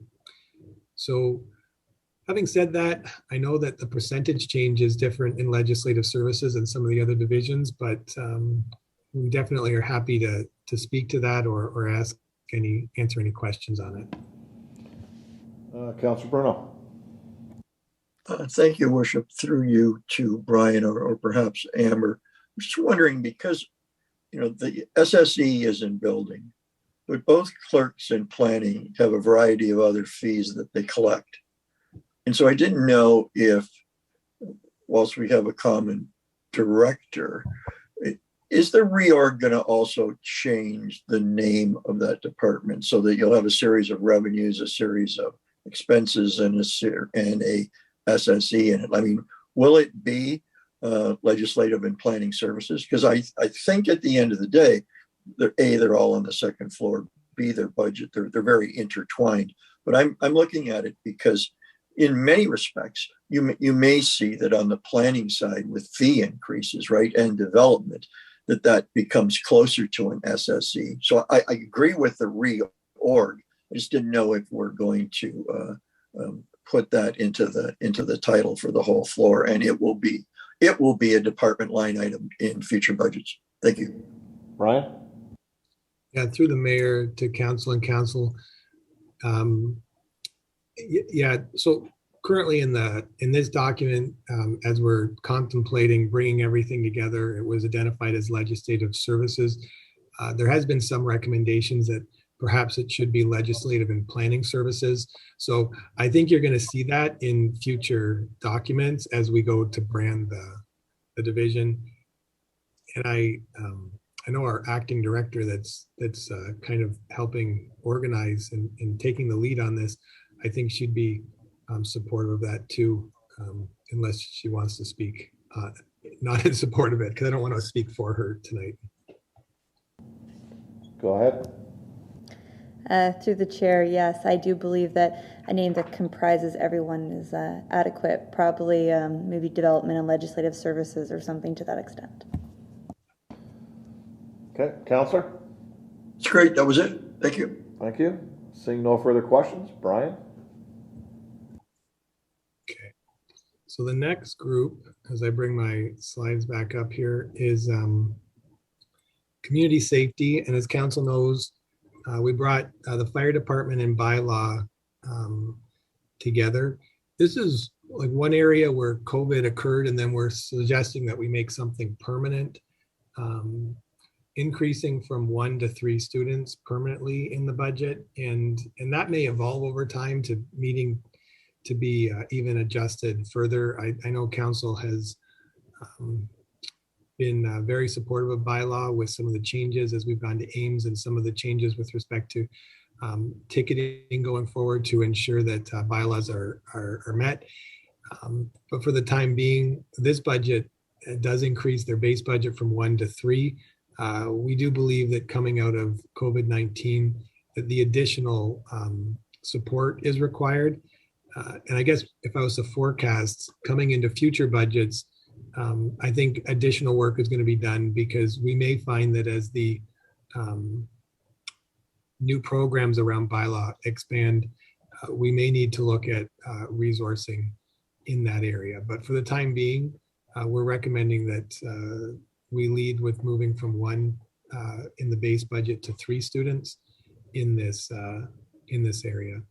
With respect to the fire department, I just highlight again, the presumptive cancer legislation is the main driver when you look at year over year changes. I don't know if there's any questions specifically to community safety. I know that council's had a chance to talk to many of the directors already about some of their budgets, but happy to answer any here. Questions, council? Not seeing any. You can move along then, Brian. Thank you. Great. So the public works is by far the biggest department within the city. They include a lot of divisions going forward, and they're identified here on the slide. I think a couple of the highlights is, and council remember, when we did the capital budget, we all agreed that moving the transportation costs of fixing potholes and cutting trees, et cetera, and snow plowing, salt, and that, it really doesn't belong in the capital budget where it had been for years. So we moved it over to the operating budget. So when you see like the big increase, it's not because there's new levy dollars. It's because we're moving from one bucket to another bucket, and the year over year looks different, but it's not a cost driver. So that 530 wasn't a new cost driver, it was moving the costs between buckets. The other one, and I highlighted in some of our highlights, is we did increase the patching and spraying budget from 70 to 100 to help extend the useful life of roads. There is an increase in the bridge maintenance budget from 10,000 to 35 to accommodate required engineering inspections. And we have introduced a curb maintenance budget. Our new manager of operations have had a chance to go over some of these items, and between the experience as being our manager of engineering and now manager of operations, to be able to bring the highlight of where this is required. And I did already note in some of the highlights tonight that the playground repair and equipment budget would increase from 3,000 to 20,000, and staff are happy to take recommendations from council on areas that they believe that should be deployed. I guess the last one is just when we look at the fee budget and we look at the fee report, I just highlight to council as we get there. Public Works and our Director of Public Works has led a review of all their fees under the philosophy that they need to be at least cost recovery. And in doing so, some of the fees are quite different than in previous years, and it was almost like a restart. And one of the things that we did notice when we were going through it is we don't really have data by activity, or data, i.e. if there's a fee that we charge this fee on 10 accounts every year or on 12 accounts every year. What often happens is there's a requisition and the funds are deposited into the account and there's no counting mechanism. So the director and I will be working going into the next year to figure out how we can install that accounting so we can say this is the fee times this many items. And for that reason, well, the fees have been moved up to cost recovery.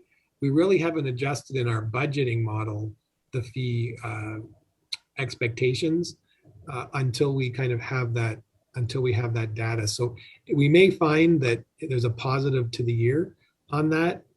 I just want to highlight to council that was kind of how we approached it. The last item here for Public Works, one thing that we did notice when we looked at the drains, we budget $232,000 to be paid out of the levy, plus $85,000 to cover off city drains. And it is something that we're going to look at going into the next year, just if that full 132 should be covered on the levy, or if some of that can be allocated further into like the cost of the drains themselves.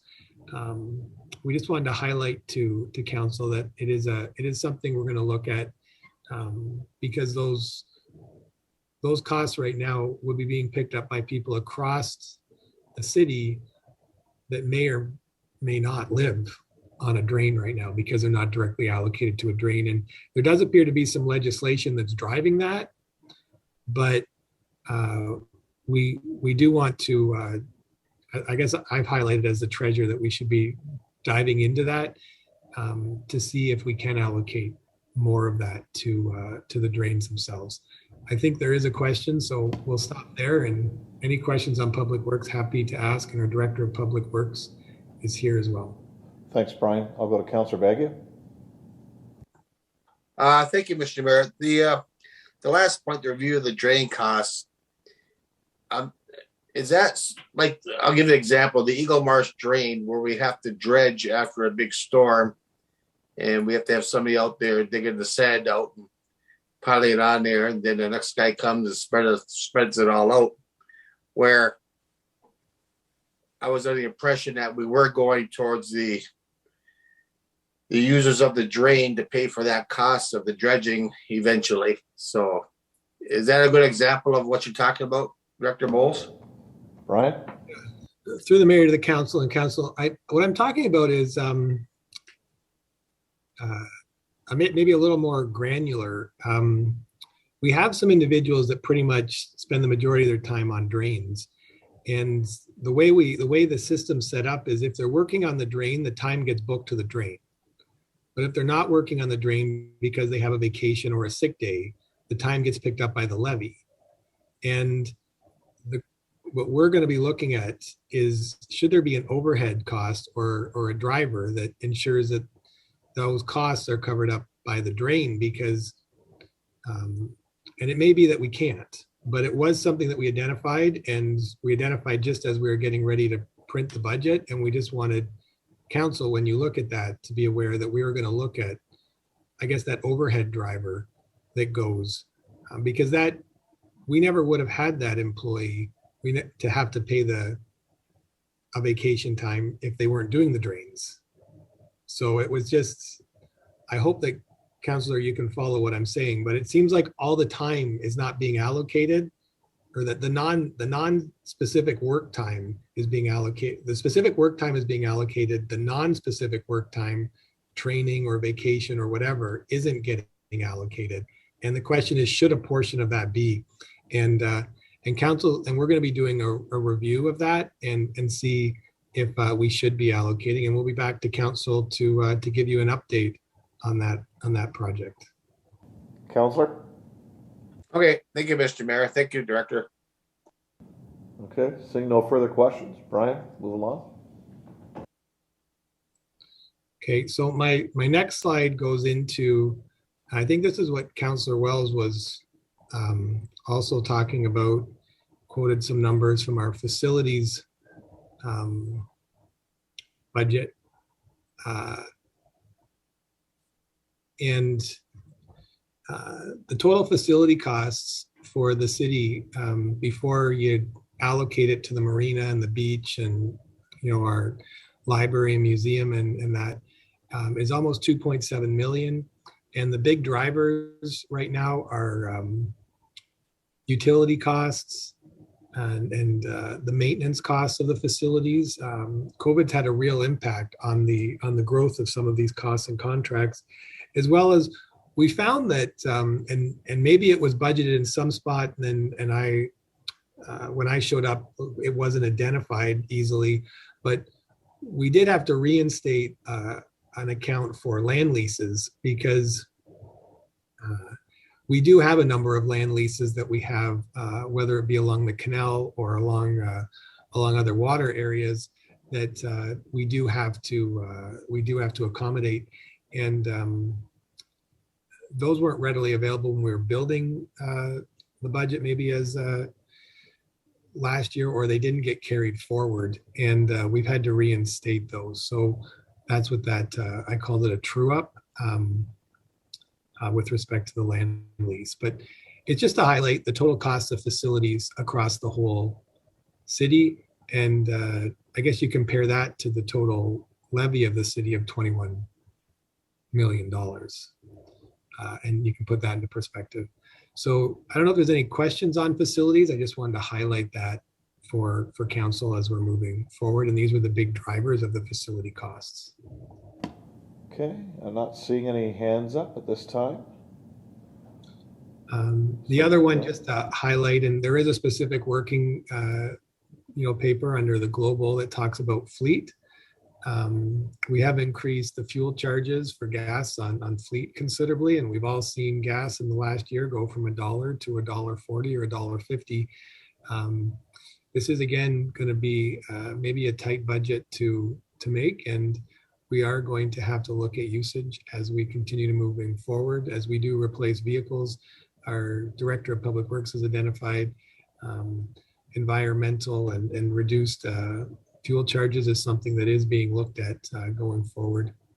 But overall, the budget did reduce, and it reduced because some of our lease costs have rolled off, and we haven't had to renew them because of either doubling up and using other equipment or the plan to repurchase equipment going forward through the capital and to stop paying the annual lease payment. So that was a positive to our budget this year.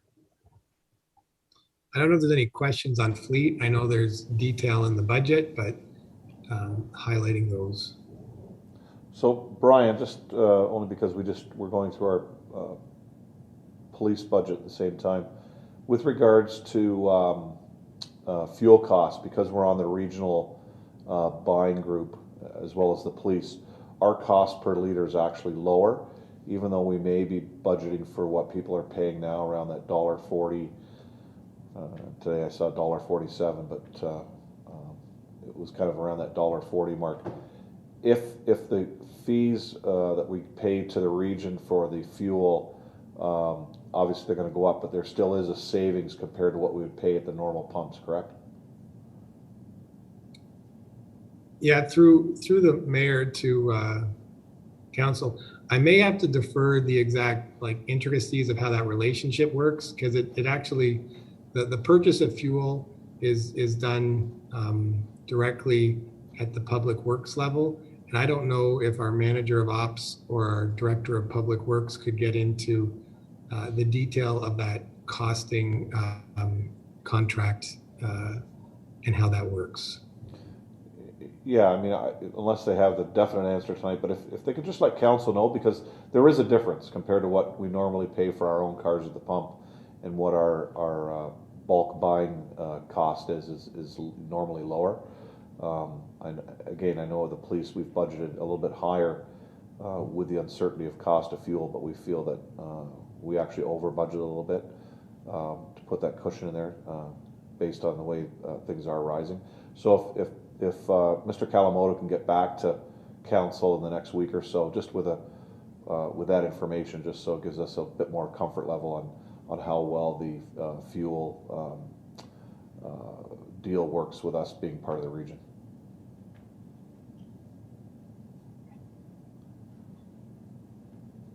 More direction than anything, Brian. So, okay. Yep. There's no other questions. You can keep moving along.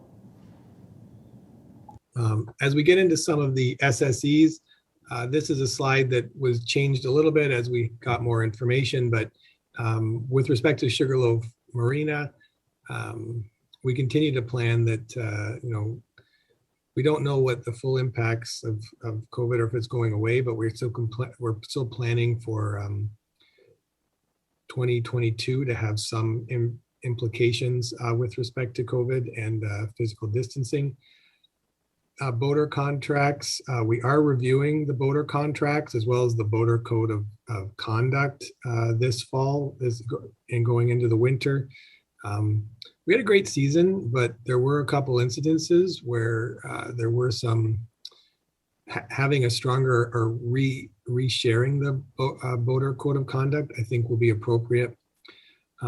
We are looking at maybe digitizing some of the components going forward, whether it be for the 2022 season or moving into 2023 of Sugarloaf Marine. That's left to be seen, but digitizing some of the registration and payment systems.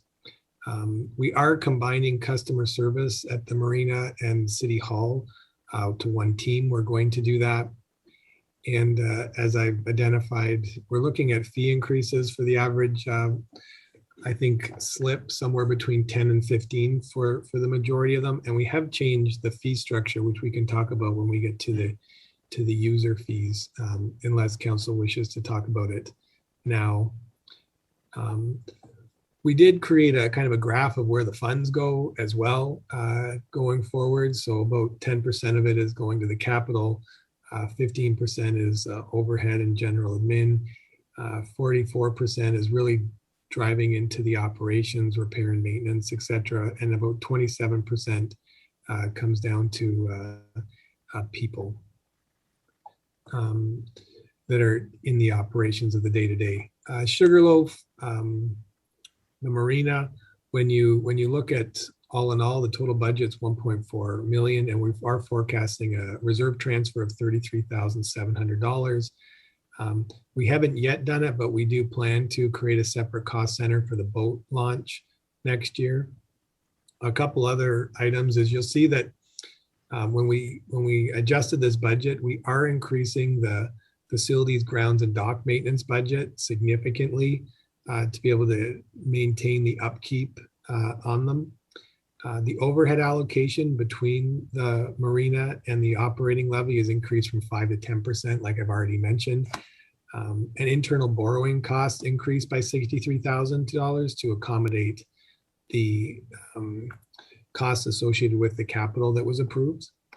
And then we also have the Wi-Fi is included in this in this budget going forward. I don't know. I think that's my last marina. Oh, last slide on the marina, I believe, is just a comparison of fees. And you can see as we've started to build out our comparative models, we started here with the marina. You can see our fees kind of like in the middle. Port Dalhousie, Port Dover has a higher fee. And you can see on the left, it's kind of the fee you pay. And then most of the marinas have a fee mechanism that has some correlation to the size of boat or the size of dock. And that's what this tries to take into account. I'm happy to stop here and ask or respond to any questions. Okay, Councillor Bruno. Thank you, Worship. I just wanted to first commend Director Bowles and all the staff down there working extremely hard on getting the marina, I believe, back on track and making it the gem that it is. I was really moved by the one slide, and although there was speculation that we certainly weren't anywhere near the highest and more near the middle, and when you look at Port Dover and Port Dalhousie, it's striking that we're still below that. So whilst there is that increase this year, there's many things to be done at the marina. I want to ask the question, these increases, still, while we've always thought it's been a moneymaker, am I correct, Director, in that the current reserve, the current fee increase is still not covering the contemplated dock replacement chart that we received a year ago from the consultant, knowing that will have to happen in the out years, like 2024, 25 going forward. So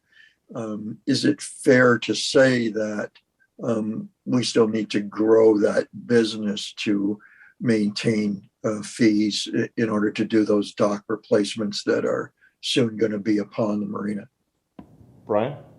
Yeah, through the mayor to the councillor and council, that is correct. And I actually had one more slide that I should have put up, but it has a summary of the multi-year that we provided council, and it's in the back of the presentation.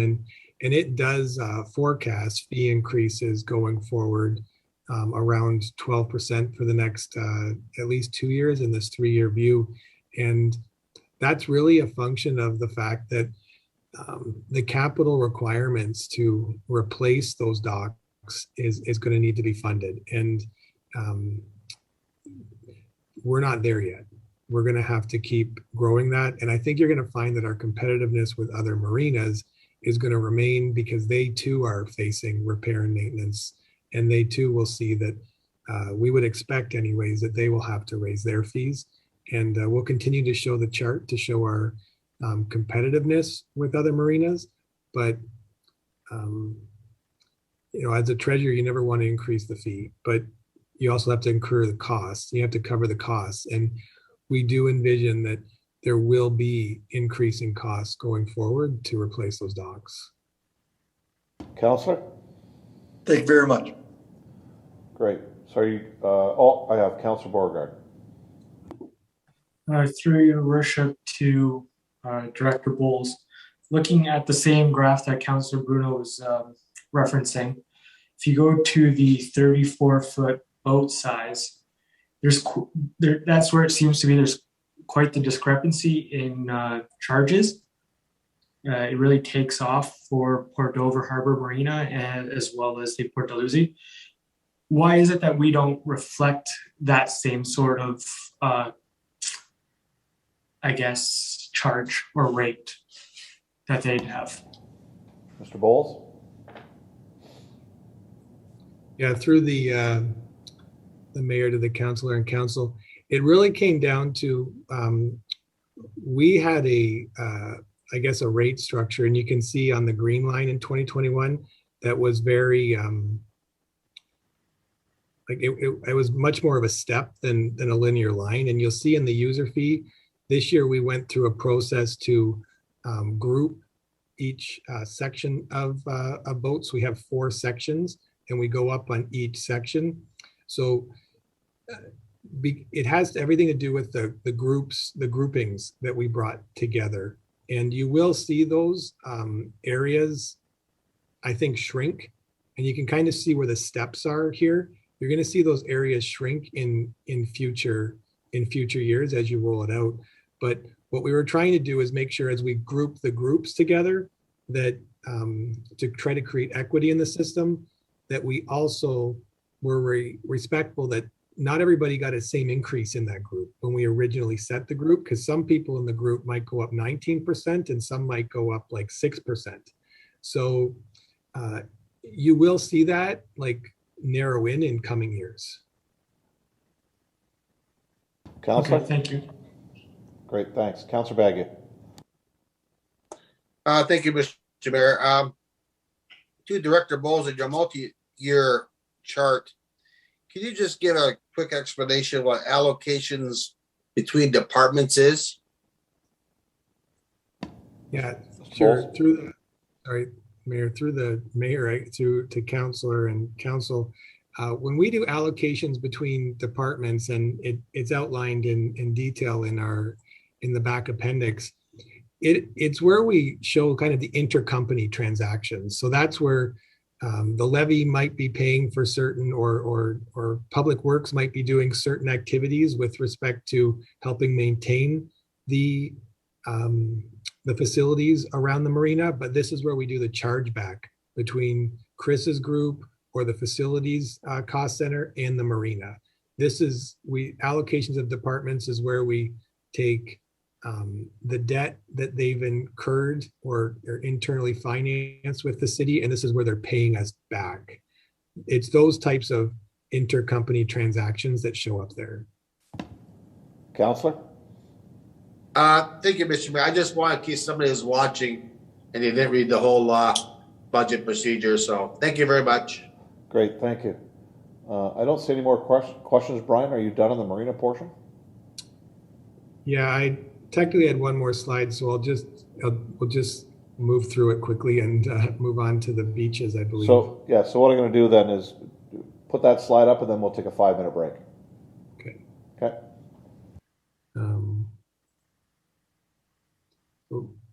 Councillor Begg, you just made reference to this slide, and this is the multi-year. And I guess if you can see my pointer, he made reference to the allocation between departments, and that is where we're allocating the internal financing costs, as well as costs for facilities, etc. And as a general note, just for council and the public, part of the debt financing of capital, the first tranche of it will be paid off starting in 2026, moving into 2027. And that's when about $83,000 will become available to redistribute back into the capital program. And the other item just on the marina, which is one of the assumptions we made was, and one of the things we found is the need to actually add new docks isn't necessarily at the marina. So we do recognize that we have about 150 fully serviced transient docks, but historically our occupancy rate on those is only between 3 and 4%. So if somebody was to come to us and we were to get a number of new boaters that wanted to get a slip, I'm just identifying to council, we could accommodate them before we have to necessarily start looking at building new docks. And on that, unless there's any questions again on the multi-year, Mayor, I'll pass it back to you and we can go on a break if. Yeah, I'm not seeing any questions. So council, we're going to just take a 5-minute break. It's 8:34. Come back at 8:39. We'll make it 8:40. Thank you.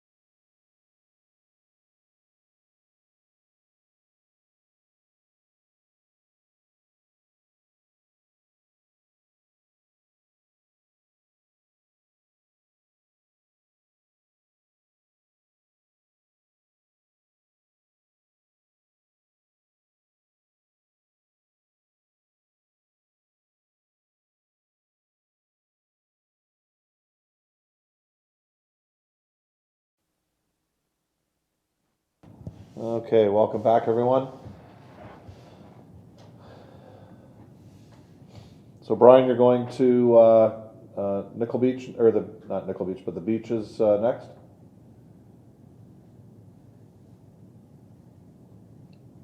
Correct. Okay. I will resume sharing.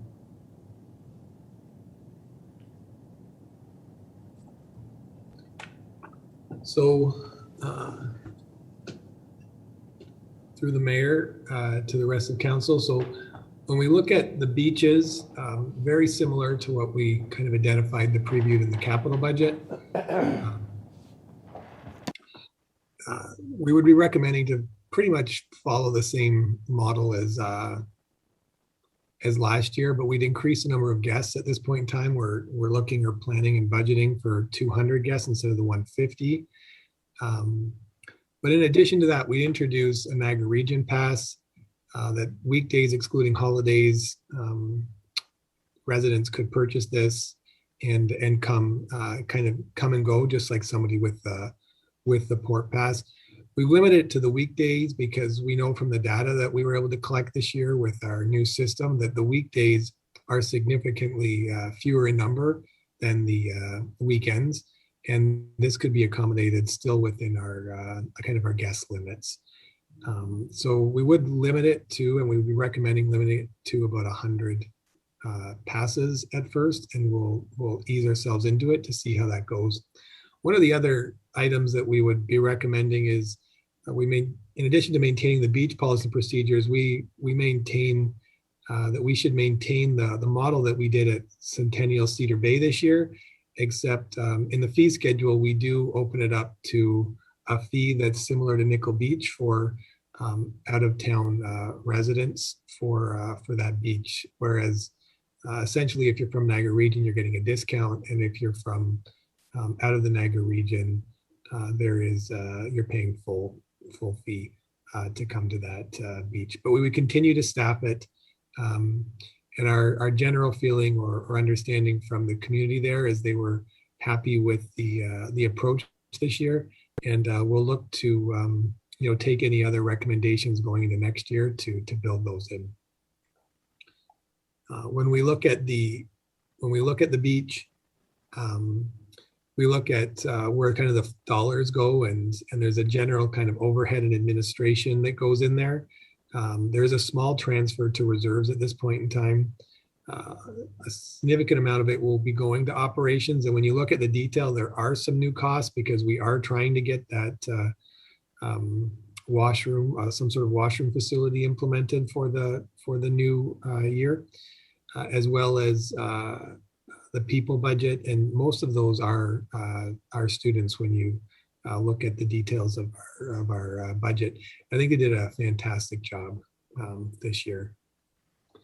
So when you look at the total beach budget, very small reserve transfer, I think right now, but the total beach revenues of $409,000. We are looking to create some more detailed cost lines between Nickel Beach and Cedar Bay and Centennial going into next year. We also have looked and increased our overhead allocation from 5 to 10% to cover insurance and credit card fees, as well as the central administration components. And something to point out that, well, we talked about there was some increase from going from part-time to full-time on the customer service side. Some of those costs are going to be offset by areas such as the beach,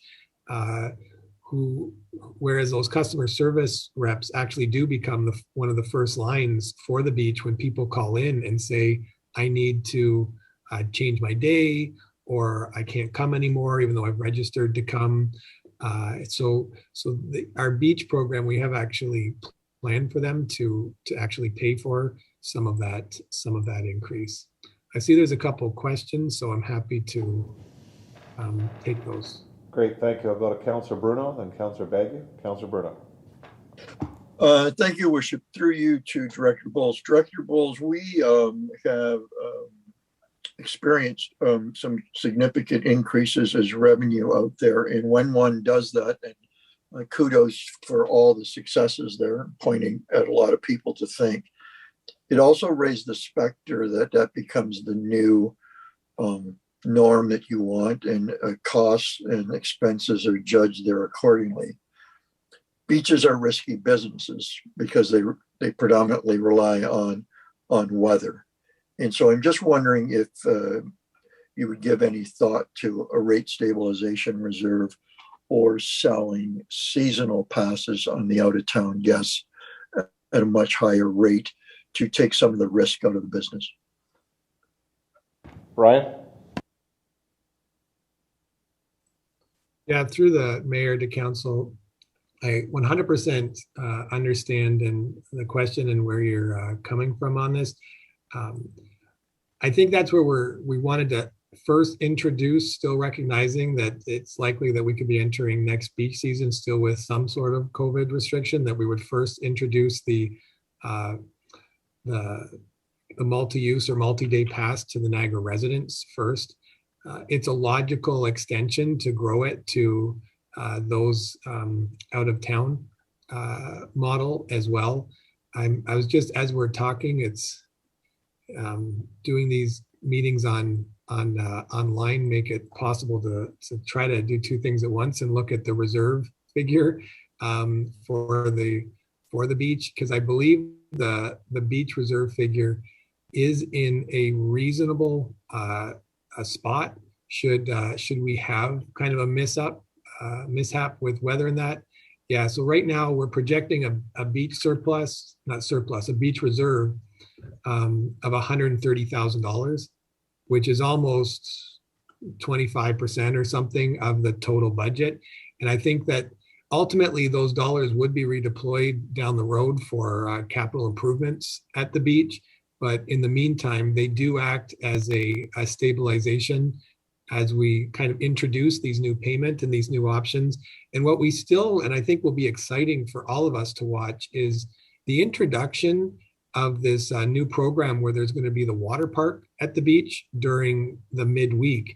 Because where I have mentioned that the midweek numbers aren't necessarily as high sometimes during the summer, the fact that this opportunity is going to be there may be a new driver to bring people to the beach on those days. So it will be interesting to see how that progresses, but we've budgeted accordingly based on this year's activity and the projection that we'll sell the extra 100 passes as we to the Niagara residents.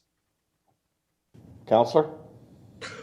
Great, I hadn't looked at that reserve, so that's tremendous. That at least that can get you through one bad season, and who knows where that driver will go. You're right. Great job, thanks. Great, thank you, Councillor. Councillor Bagu. Thank you, Mr. Mayor. My question was almost the same as Councillor Bruno's regarding, because it was like a COVID summer last summer, can we expect the same amount of out of Niagara regional people to come visit our municipality, to our beaches? I know it's a tough call, but I guess we're going to find out. Ryan? Yeah, through the mayor to the councillor and council, it is complicated to know for sure that the beaches were well received. People that came to the beaches spoke very highly of the beaches. We are adding amenities to help, open ourselves up hopefully to new individuals that may want to come and see the city and enjoy our beaches. And I think, as we noted, if we do see a change in activity, we do have the reserve that can help us, and we also have the ability to change our service levels as time goes on. Because right now we budgeted for the increase requirement for cleaning the washrooms and having them emptied on a regular basis. But should the activity fall, we can also reduce some of our operating costs around that as well. We've also budgeted right now for the larger student complement because of the additional activity. But should we find that be adjusted, there is some flexibility around hours on that. So it's not as if all of our costs are fixed. We do have the ability to adjust some of our cost structure as well, should we not find the same clientele as last year. Councillor? Thank you, Mr. Mayor. I think a lot of people left Port Colborne with a great impression, and I think we will get a lot of people back, and we keep our website up, and I think they will come back. Quite a few will. Thank you, Mr. Mayor. Thank you, Councillor, and I think you're 100% right. The gem that's Port Colborne, the word is out, and I believe what you said is so true, that people will come back because of what we have to offer here. So thank you. Mr. Bowles, next. Okay. Click on resume share. The next item, or the next SSE, is building, and total costs are pretty close, I think, to last year's budget, but you will see that the fee increases changed. Last year, we had budgeted to use funds from a reserve. If you remember, the T2 forecast identified we didn't have to, because we did have a large project come in, and a development, and that was able to provide the revenue we needed. On a go-forward basis, we do need to look at those fees, because we can't rely every year, just like we were talking about the beaches, you can't rely every year on that one big project that's going to fill the gap. And that's where we will be coming back in the early part of 2022 to look at the building fees. And we do expect them to need to increase accordingly. And I do believe that we're going to show you that our building fees are some of the lowest around going forward, which is great for development, but it's also complicated to balance the requirements and the costs of running the building department to support that development. So we have budgeted for the fee increase, and you will see amended fee guidelines coming at the beginning of the new year. If there's any questions on the building department, happy to take them. If not, I'll keep going. I don't see any questions. Keep going. So the next SSE is the cemetery. The bullet, I think, kind of says it all. If you look at year over year, it's pretty consistent. But the action items here, we're going to be reviewing the public work costs. There was a meeting just the other day. Sometimes the activities of reviewing operations don't always match up specifically with budgets. We do anticipate that we're going to be back in front of council in the beginning of 2022, talking about the fee structure of cemeteries. Because when you look at that $46,000, and now having been at the city for a while, and we get into the full costing of this, we find that the Public Works Department is paying all the costs of opening and closing, requirements to be able to, we have to bury individuals, or maintaining the cemetery. There's a recognition that the levy does have to cover off the cost of cemeteries that we've assumed that are closed, but for the newer cemeteries, the cost structure should be such that there's a greater percentage, or you get to 100% cost recovery on those costs. And I'd articulate just to council, just to be aware that that $46,000 is really the administrative activities of buying and selling a plot. It's not the activities of doing the work with respect to maintaining and opening and closing. So there is work going on right now, and our manager of strategic planning is doing a great job with his team. Everybody knows Karen and the work that she's been doing, and Carrie in Public Works, great work. And they have a consultant in that's helping identify where we're going to be and where we can go. And we have a goal of being back in front of council at the beginning of the 2022 year, in the first 3 months, to talk about the fee structure and where that's going to go, and what full cost accounting for the cemetery really would look like. So that's a lot of the cemetery. Right now, it's not really changing, but again, I think budgets and review of operations don't always match up, but that doesn't mean we're going to stop doing them, and we'll be back in front of council in the new year. Okay. I don't know if there's questions. Not seeing any. Next. Okay. Thank you. So that actually takes me to the end of the budget. There is a fee report afterwards, but the recommendation is there. And I know that there was the question from Councillor Wells brought it up, and Councillor Bruno also brought it up with respect to the DC fees. So I'm not sure if we also want to discuss that. My recommendation as a treasurer is to move to the 100%. And I stand to be corrected with and I looked it up during the meeting, I stand to be corrected from the acting director, but I believe our single semi-detached in the urban area, the total fee is 7,800. And if you're not in the urban area, it's 2,500. So it's about the discounting of fees on that magnitude. So going from 60 to 100 on that. And again, I stand to be corrected because I was trying to look it up while we were in the middle of the meeting. Thanks, Brian. Can you unshare your screen now so I can see all of council? Great, thank you. And I know Councillor Bodnar had to leave early. He had another commitment before this meeting was set, so he won't be part of this. So we do have a motion on the floor, which was moved by Councillors Danch and Bruno. But I'm going to go back to Councillor Wells because we did talk about if an amendment came forward, we do it at the end. And Councillor Wells did speak about development charges.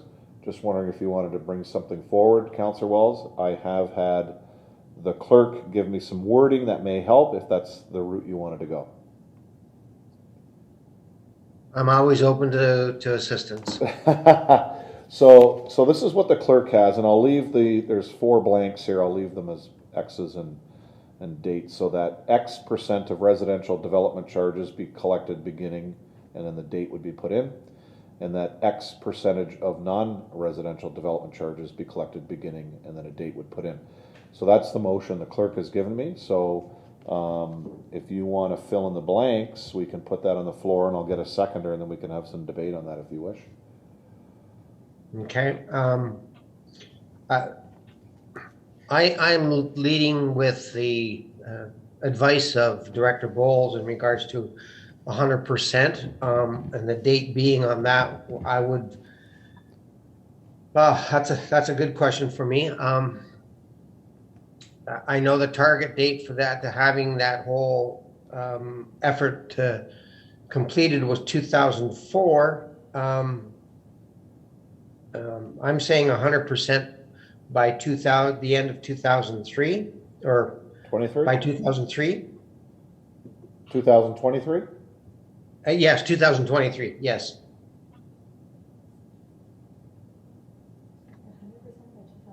So just a clarification from the Madam Clerk on this one. Like you can go to 100%.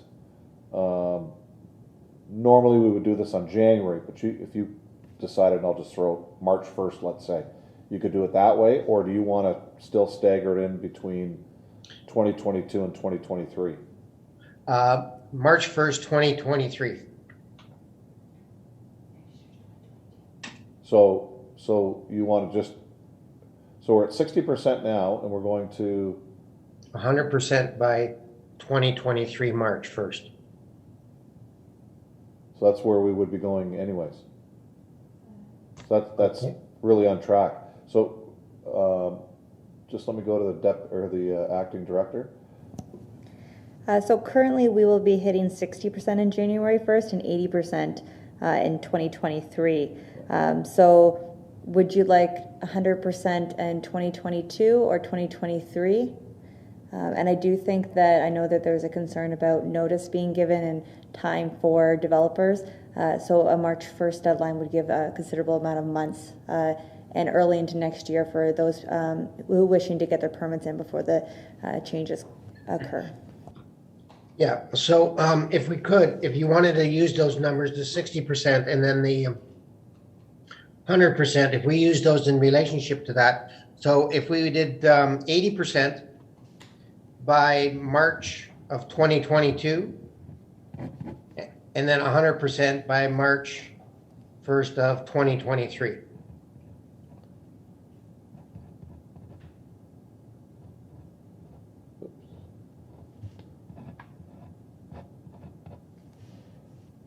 And the same for non-res, do the same thing? Yes, yes. Mhm.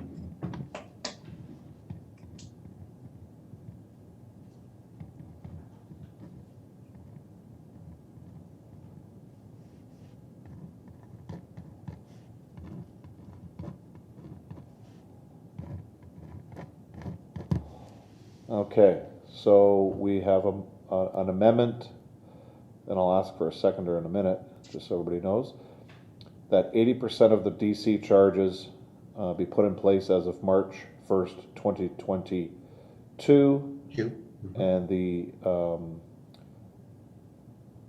80% of non-residential development charges be collected beginning in March 1st, 2022, and that we move to 100% in March of 2023, correct? That's correct. Okay. Mayor. I'm going to go to the CIO first. Through your worship to council, I just want to clarify, and I sense that Councillor Bruno might be intending to say the same thing because I saw his hand go up. Staff did have a plan to review development charges generally with the consultant and the full review that we typically do. The presentation, I'm just tracking the dialogue today, the presentation mentioned the date of 2024, but Director Bowles stated that he feels that they can exceed that target and look at an entirely brand new development charge regime in 2023. And if I misunderstood that, I'll ask Brian to raise his hand. So Councillor Wells's motion is in effect an increase in next calendar year, an increase in 2023 calendar year, and a new slate, like a revised slate of development charges later that same year. Is that Councillor Wells' intention and Brian's intention? So I'll go to Brian first. Brian, so you're saying by 2023 you want to have the revamped DC charges set for 2023 or done in 2023? Yeah, so through yourself to the council and everyone, the CEO, the goal is to have the full DC done in 2023.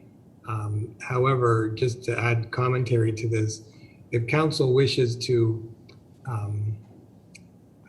either go to the 100%, in January or March, or phase it in, at a minimum, speeding up the phase in, regardless of when we're going to have the full report done, I still think is an appropriate action, given that the comments that were made tonight. So as a treasurer, I would still recommend any action that would move us into the 100% would be appropriate.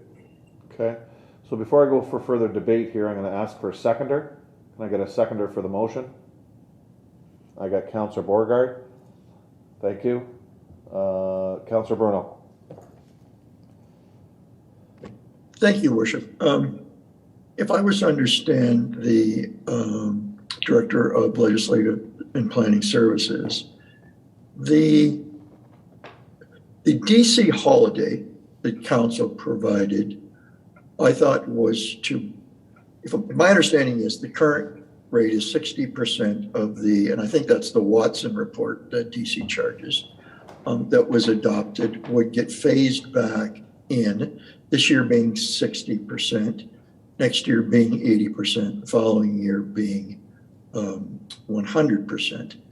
I thought in the debate, and Councillor Bowles' comments were that we could accelerate that. So correct me if I'm wrong, but I'm now thinking that Councillor Wells' motion is the status quo to the ramp up.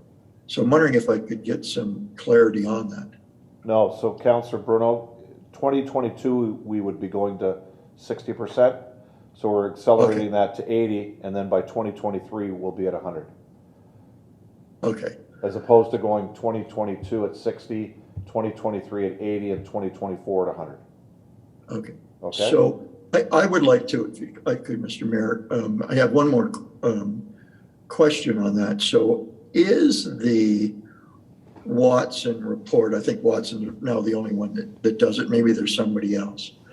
But is that not prescribed by some form of legislation that you have to do it every so many years? I'm wondering if I could get clarity on that.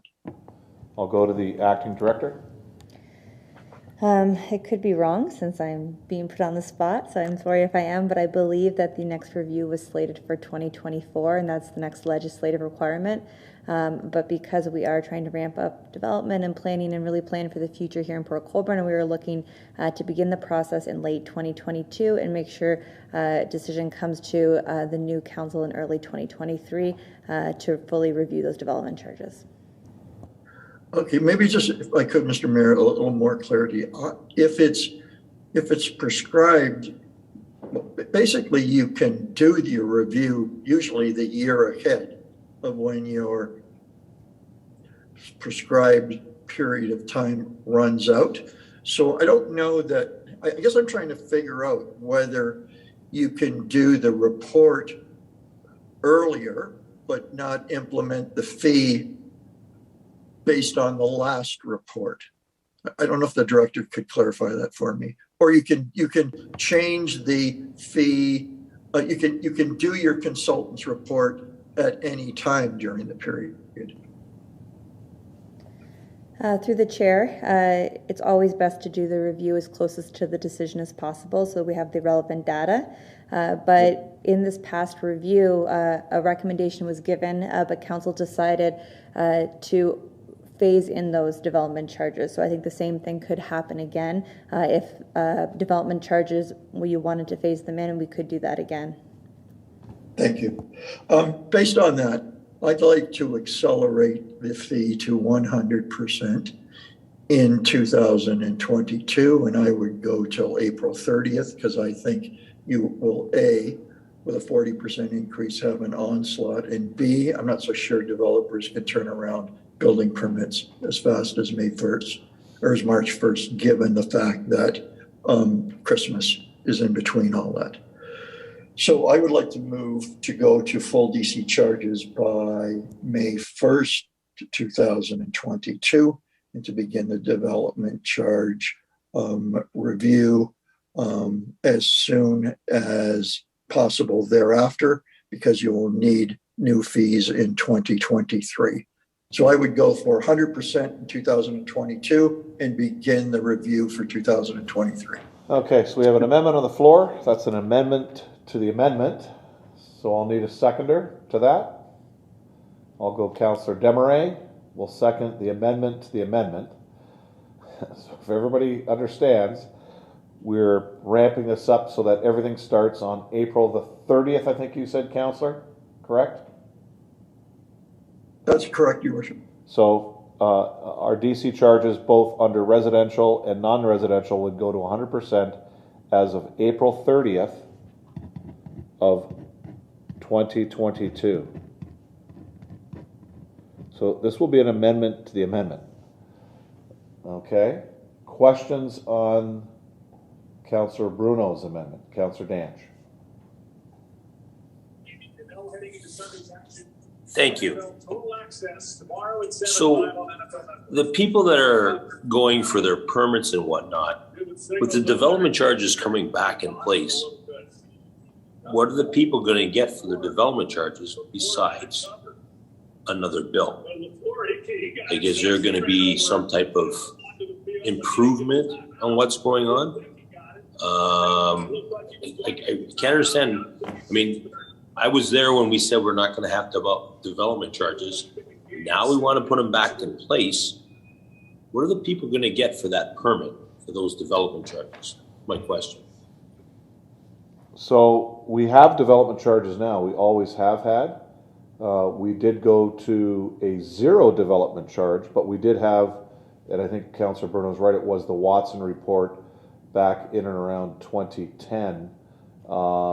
And there were numbers set for a single detached home, an apartment building, a commercial building, industrial, and all that stuff.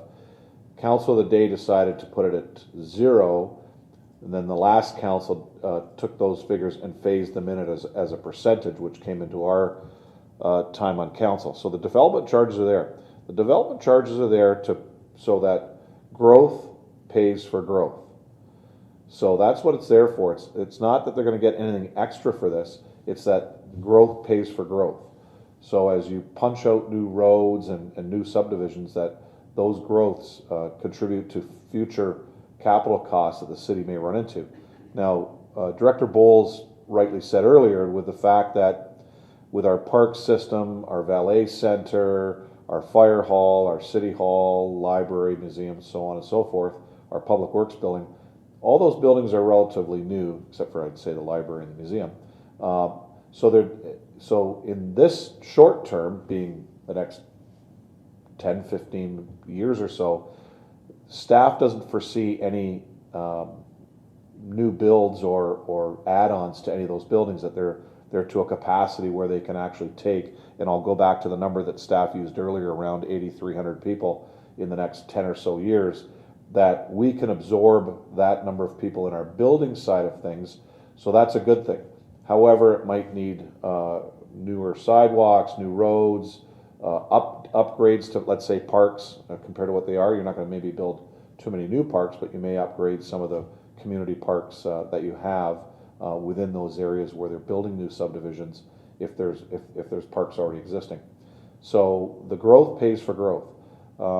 Maybe as we grow, we need another fireman or two. Those types of charges can help pay for equipment and capital costs to bring more firemen on the job, let's say, or another truck, things like that. So growth pays for growth.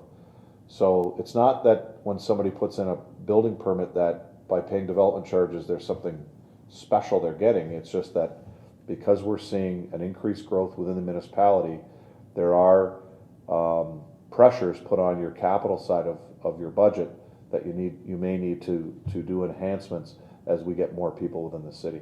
Mr. Bowles, if you want to clarify that even further. Through yourself to council, I agree. Other areas that the DC dollars get spent on is water, wastewater services in the urban area. So when you're adding people into the system, we have to be aware of the changes that will have to the system, and this can help fund improving the system to where they're being added.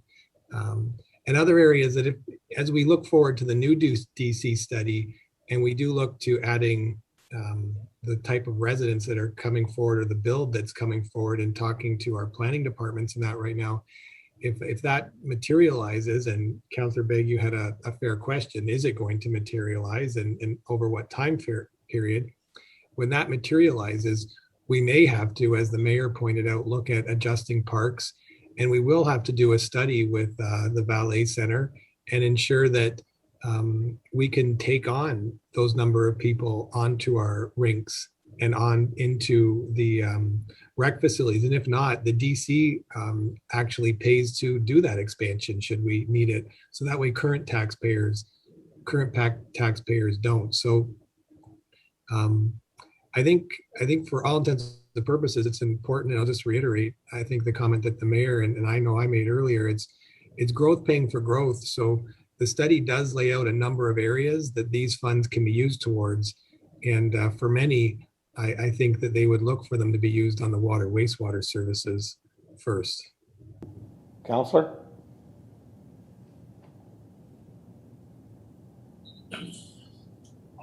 I don't like it. I last year paid $26,000 for a building permit. I paid $19,000 in regional fees. I put in the services. I had to dig up the road. I had to supply the water line. I had to do it all. I got nothing from the city or the region. I think they're going to pick up my garbage when it's all said and done. I got a problem with these development charges. I'm not going to go all night here. I will be talking to Brian at another time. Thank you. Thank you, Councillor. I have Councillor Bruno. Well, Councillor Dance brings up a good point, but I'm glad that he recanted the figures. And this is not to say that we need to compete with them, but the region has looked at full cost recovery, and in his numbers was 19,000 for the region. and $7,000 for Port Colborne. And I think that tells a story. The region has been booming, notwithstanding the 19,000. I don't want to see a new homeowner pay more than he needs to. But when you look at the Watsons of the world that do these prescribed studies, they don't pull a number out of the air based on the market's hot, you can charge more. Those studies by Watson across the province have to be backed by the study that says this is what you should be charging based on what it costs for your, at the regional level, the next square or cell in the wastewater treatment plant. And ours has to be done accordingly for water and wastewater. I think there are times when, and I know where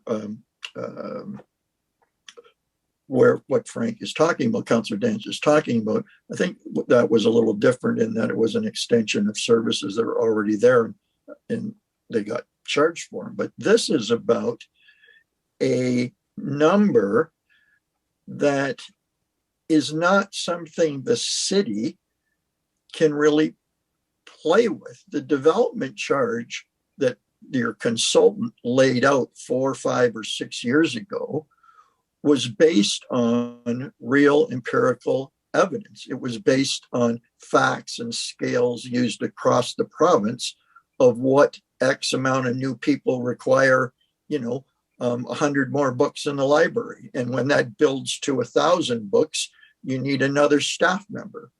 And so it isn't really picking numbers out of the air. It's a science that you can't jig the numbers. You can't say, I want to ramp this up. I remember seeing those studies when they came forward. And I believe they even have the scrutiny of the province or can be challenged.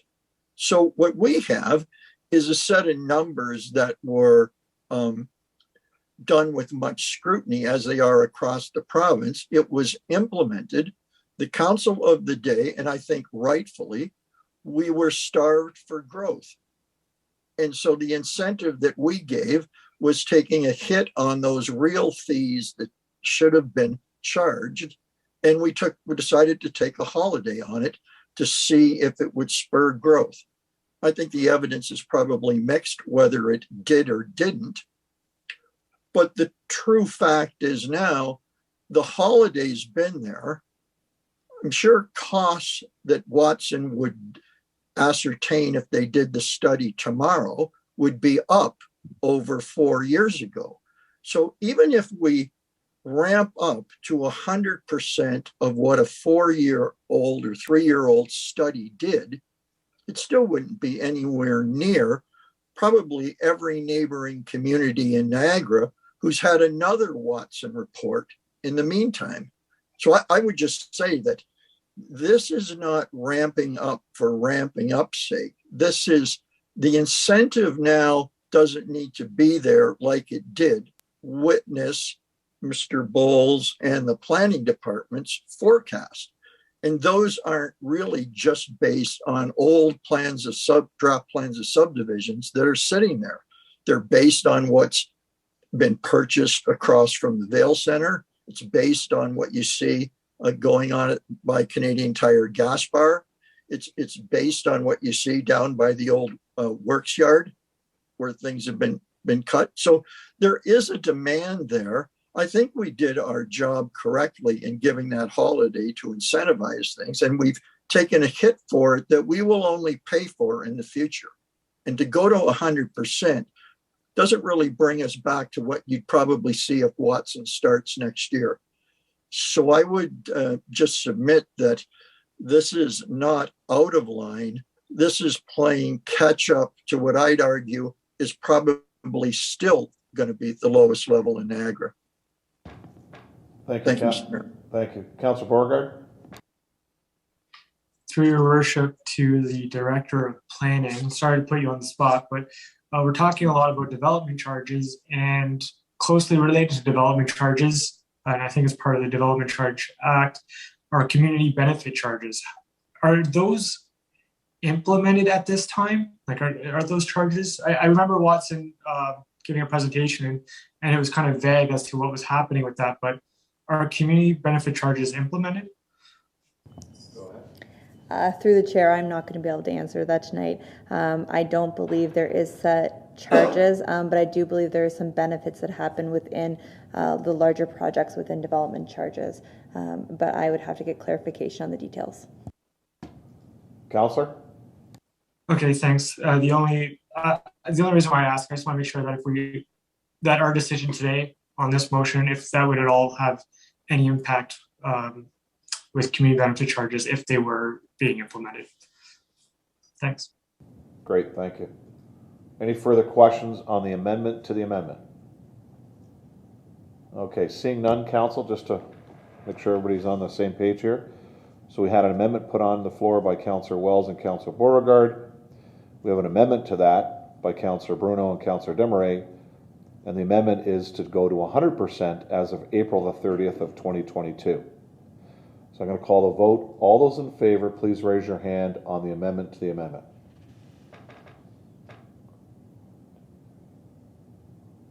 Opposed? 1. Okay, that's carried. So now we have the original amendment as amended that we have to vote on. I think everybody understands what it is, that we're going to 100% on April the 30th of 2022. All those in favor of the amendment, please raise your hand. Opposed? That's carried. Any further amendments to the budget? So I have it duly moved and seconded by Councillors Danch and Bruno that the Corporate Services Department Financial Division Report 2021-275, subject 2022 levy budget be received, and that the 2022 levy budget as outlined in Report 2021-275, including the amendment, be approved. Questions on it? All in favor, please raise your hand. Opposed, please raise your hand. That's carried. Okay, Brian, you have the next report then. I'll get that on the floor. It's the Corporate Services Department Report 2021-277 be received, that the 2022 proposed user fees and charge schedules attached as Appendix A to U of Corporate Services Report 2021-277 be approved, and that the draft bylaw attached as Appendix 5 of Corporate Services Report 2021-277 be brought forward to Council for consideration. If I can have Councillors Baghew and Bruno move that, then I can have Mr. Bowles move forward. Is that all right, Councillors? So we got Baghew and Bruno. Mr. Bowles. Sure, thank you, Mayor. For the fees, I don't necessarily have a presentation. I tried to address some of the fees as we went through the budget document. I know when we look at this report, there are a couple of things just to highlight, and I know Council's reviewed it because I've received some questions. The one is Public Works, I think, and I mentioned it already, our Director of Public Works led a review to ensure that the fees were moved to cost recovery. The recreational fees, for the most part, and have kind of been removed in some sense, where we've stopped competing with the YMCA, so we're not doing those same programs anymore. I think I mentioned already the arena fees were up 2.5%. And that was in line with what other marinas or arenas are. We do include in here the beach fees, which I was talking about, as well as the marina fees. And we've identified the couple new financial service fees that relate to the costs associated in mailings, et cetera, for setting up some new accounts when properties want to split their accounts and set up new roll numbers, et cetera. But there are two other, I think, key areas to this report for the fee. And one is just to identify that we really did concentrate on Public Works and some of the corporate service and rec fees. we've identified that we'll be back with cemetery and building fees in the new year. You do see all the fees because the bylaw is one document now of all the fees. So that's where you kind of see the recurrence of some of the other fees. But we do highlight, we did add 2 sections. In there are 2 comments. And one is that that staff now be delegated to set the pricing for goods that are purchased for resale, whether that be gas at the marina or whether it be oil or something for a boat that is done at the marina, instead of having to identify each of those costs in this document, because we did have some of that before, and some of those costs need to adjust in real time to move sales. And the other one is, and Councillor Wells may wish to speak to it, because when him and I had a good conversation, and he brought up a good point, and I think he may make an amendment to the bylaw, so I don't want to put words into his mouth, but he may have some comments. But we did put forward that staff is putting forward that we do think it'd be appropriate to have a section of the bylaw that basically said fees could be waived on a compassionate grounds, or if something's being done to raise money for charity. And we wouldn't necessarily have to come back to council for approval for that. So we put an amount of $2,000, and we tried to do that by looking at some of the types of events that may happen at the valet or at a park or something like that. And it could be to raise money for charity. And in this way, we could accommodate it to support it. And then Councillor Wells brought up a really good point that we need to make sure that the $2,000, it's not like cut, like 1,000 cuts, like somebody keeps putting in another 2. It's not for, but, and I guess staff's goal was to make it for the total event. And I think Councillor Wells had identified that maybe we should adjust the bylaw to say that that this would be more specifically is only for, this waiver is only for one specific event. It's not like it's an add-on kind of thing. So I think it's a good idea to do. And I spoke a lot on behalf of Councillor Wells. I apologize, Councillor Wells, but you can certainly speak to that or maybe direct me if that's what you think, because I do believe that maybe amending it would be appropriate for that. But those are generally the comments on the document, and we're happy to talk about them. The fees are incorporated, as you know, where we can, into the document, into the budget, and happy to take on any questions. Great, thank you, Mr. Bowles. Before I go to Councillor Wells for that amendment, which I know is already pre-written, which is a good thing, is there any questions with regards to the fees? Councillor Bruno. Thank you, Worship. I was just wondering, what is the breadth and scope of as far as which fees? Or is that just going to be up to the department? I mean, we have a myriad of fees on events. Well, I think I'll wait till the amendment's on the floor. If it's towards that amendment, let's wait till that. Do you have a question on the fee schedule that's presented tonight? No, thank you. Thank you. Councillor Beauregard? Through your worship to Director Kawamoto, if he is present. I've noticed, I'm looking at the engineering and operations service fees. I noticed a lot of the fees are hourly.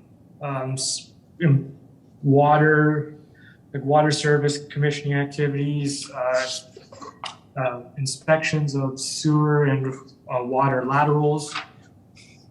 Is there a reason why we do it hourly as opposed to just one set fee? I know other municipalities have just one set fee. Mr. Kawamoto?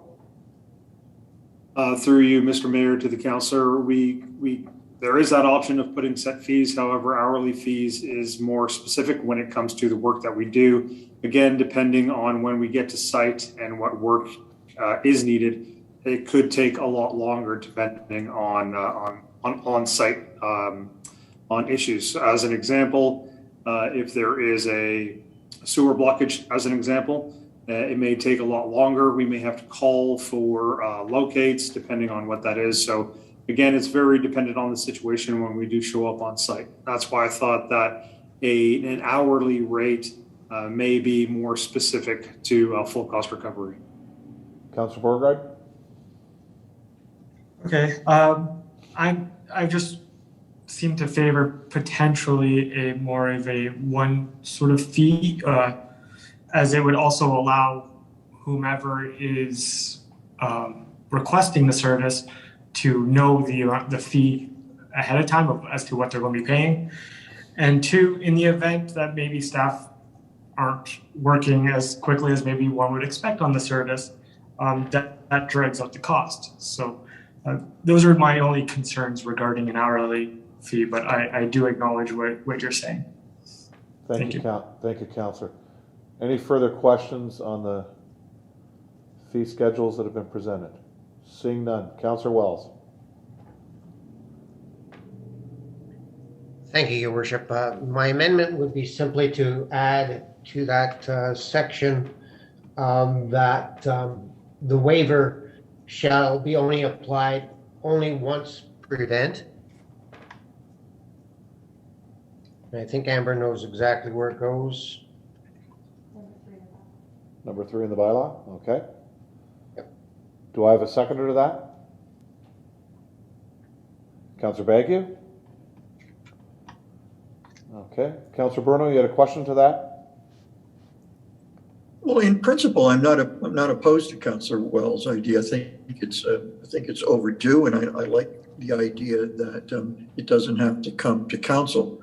I guess again, what I'm concerned about is, could this not have a staff report of what the fees are, both for the clarity of the applicant, but to include Public Works and others who say, this is one of those, this type of fee is one of those ones that really, you should have for the following reasons. Again, I don't know what that would be. I just didn't know if we could do that post a staff report and not affect the fee schedule for your budget. I guess through you to Mr. Bowles. Actually, I'm going to go to Madam Clerk. She had her hand up. That's okay. I think Sure.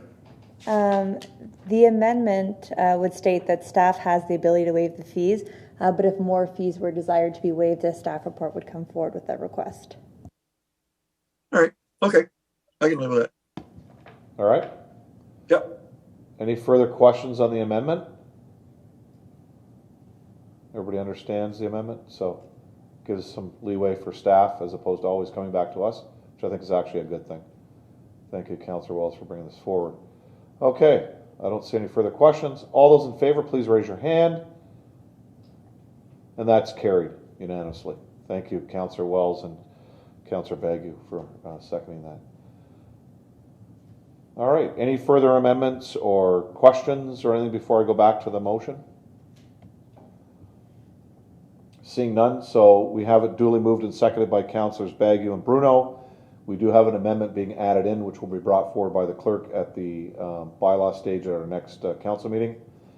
Any further questions on the full motion as amended? Seeing none, all in favor, please raise your hand. And that's carried unanimously. Mr. Bowles, excellent work tonight. This has been a great budget process. I mean, I think I can see the nods from council and the comments I've heard and what staff across the city have put together for this. And, Port Colborne does offer a lot of services that a lot of other municipalities don't offer. So I think you guys have done a great job and kept the increase to actually below what the Bank of Canada came out the other day at 4.5%, and we're at 2.8 blended, I think, Councillor of Ward 5, Mr. Bowles. Thanks, Bruno. You started, or I think it was you that started that. Mr. Bowles, both the budget itself and the user fees, I think, are very good, and council's taken a few further steps tonight to increase the income of the city with regards to development charges, which is the prudent way to go. And I think Councillor Bruno put a very good context to that from where we started and where we are today. So council, thank you for this evening. Great questions. Anything further, please contact Mr. Bowles or any of the staff members. And for those staff that are on board tonight, because there's a lot of you there, we thank you. We thank you for your hard work. And we can't wait till this comes forward and get moving on into 2022. There's no presentations, delegations. There's no procedural motions. There's no information items. Ladies and gentlemen, thank you for watching from home. This meeting is now adjourned.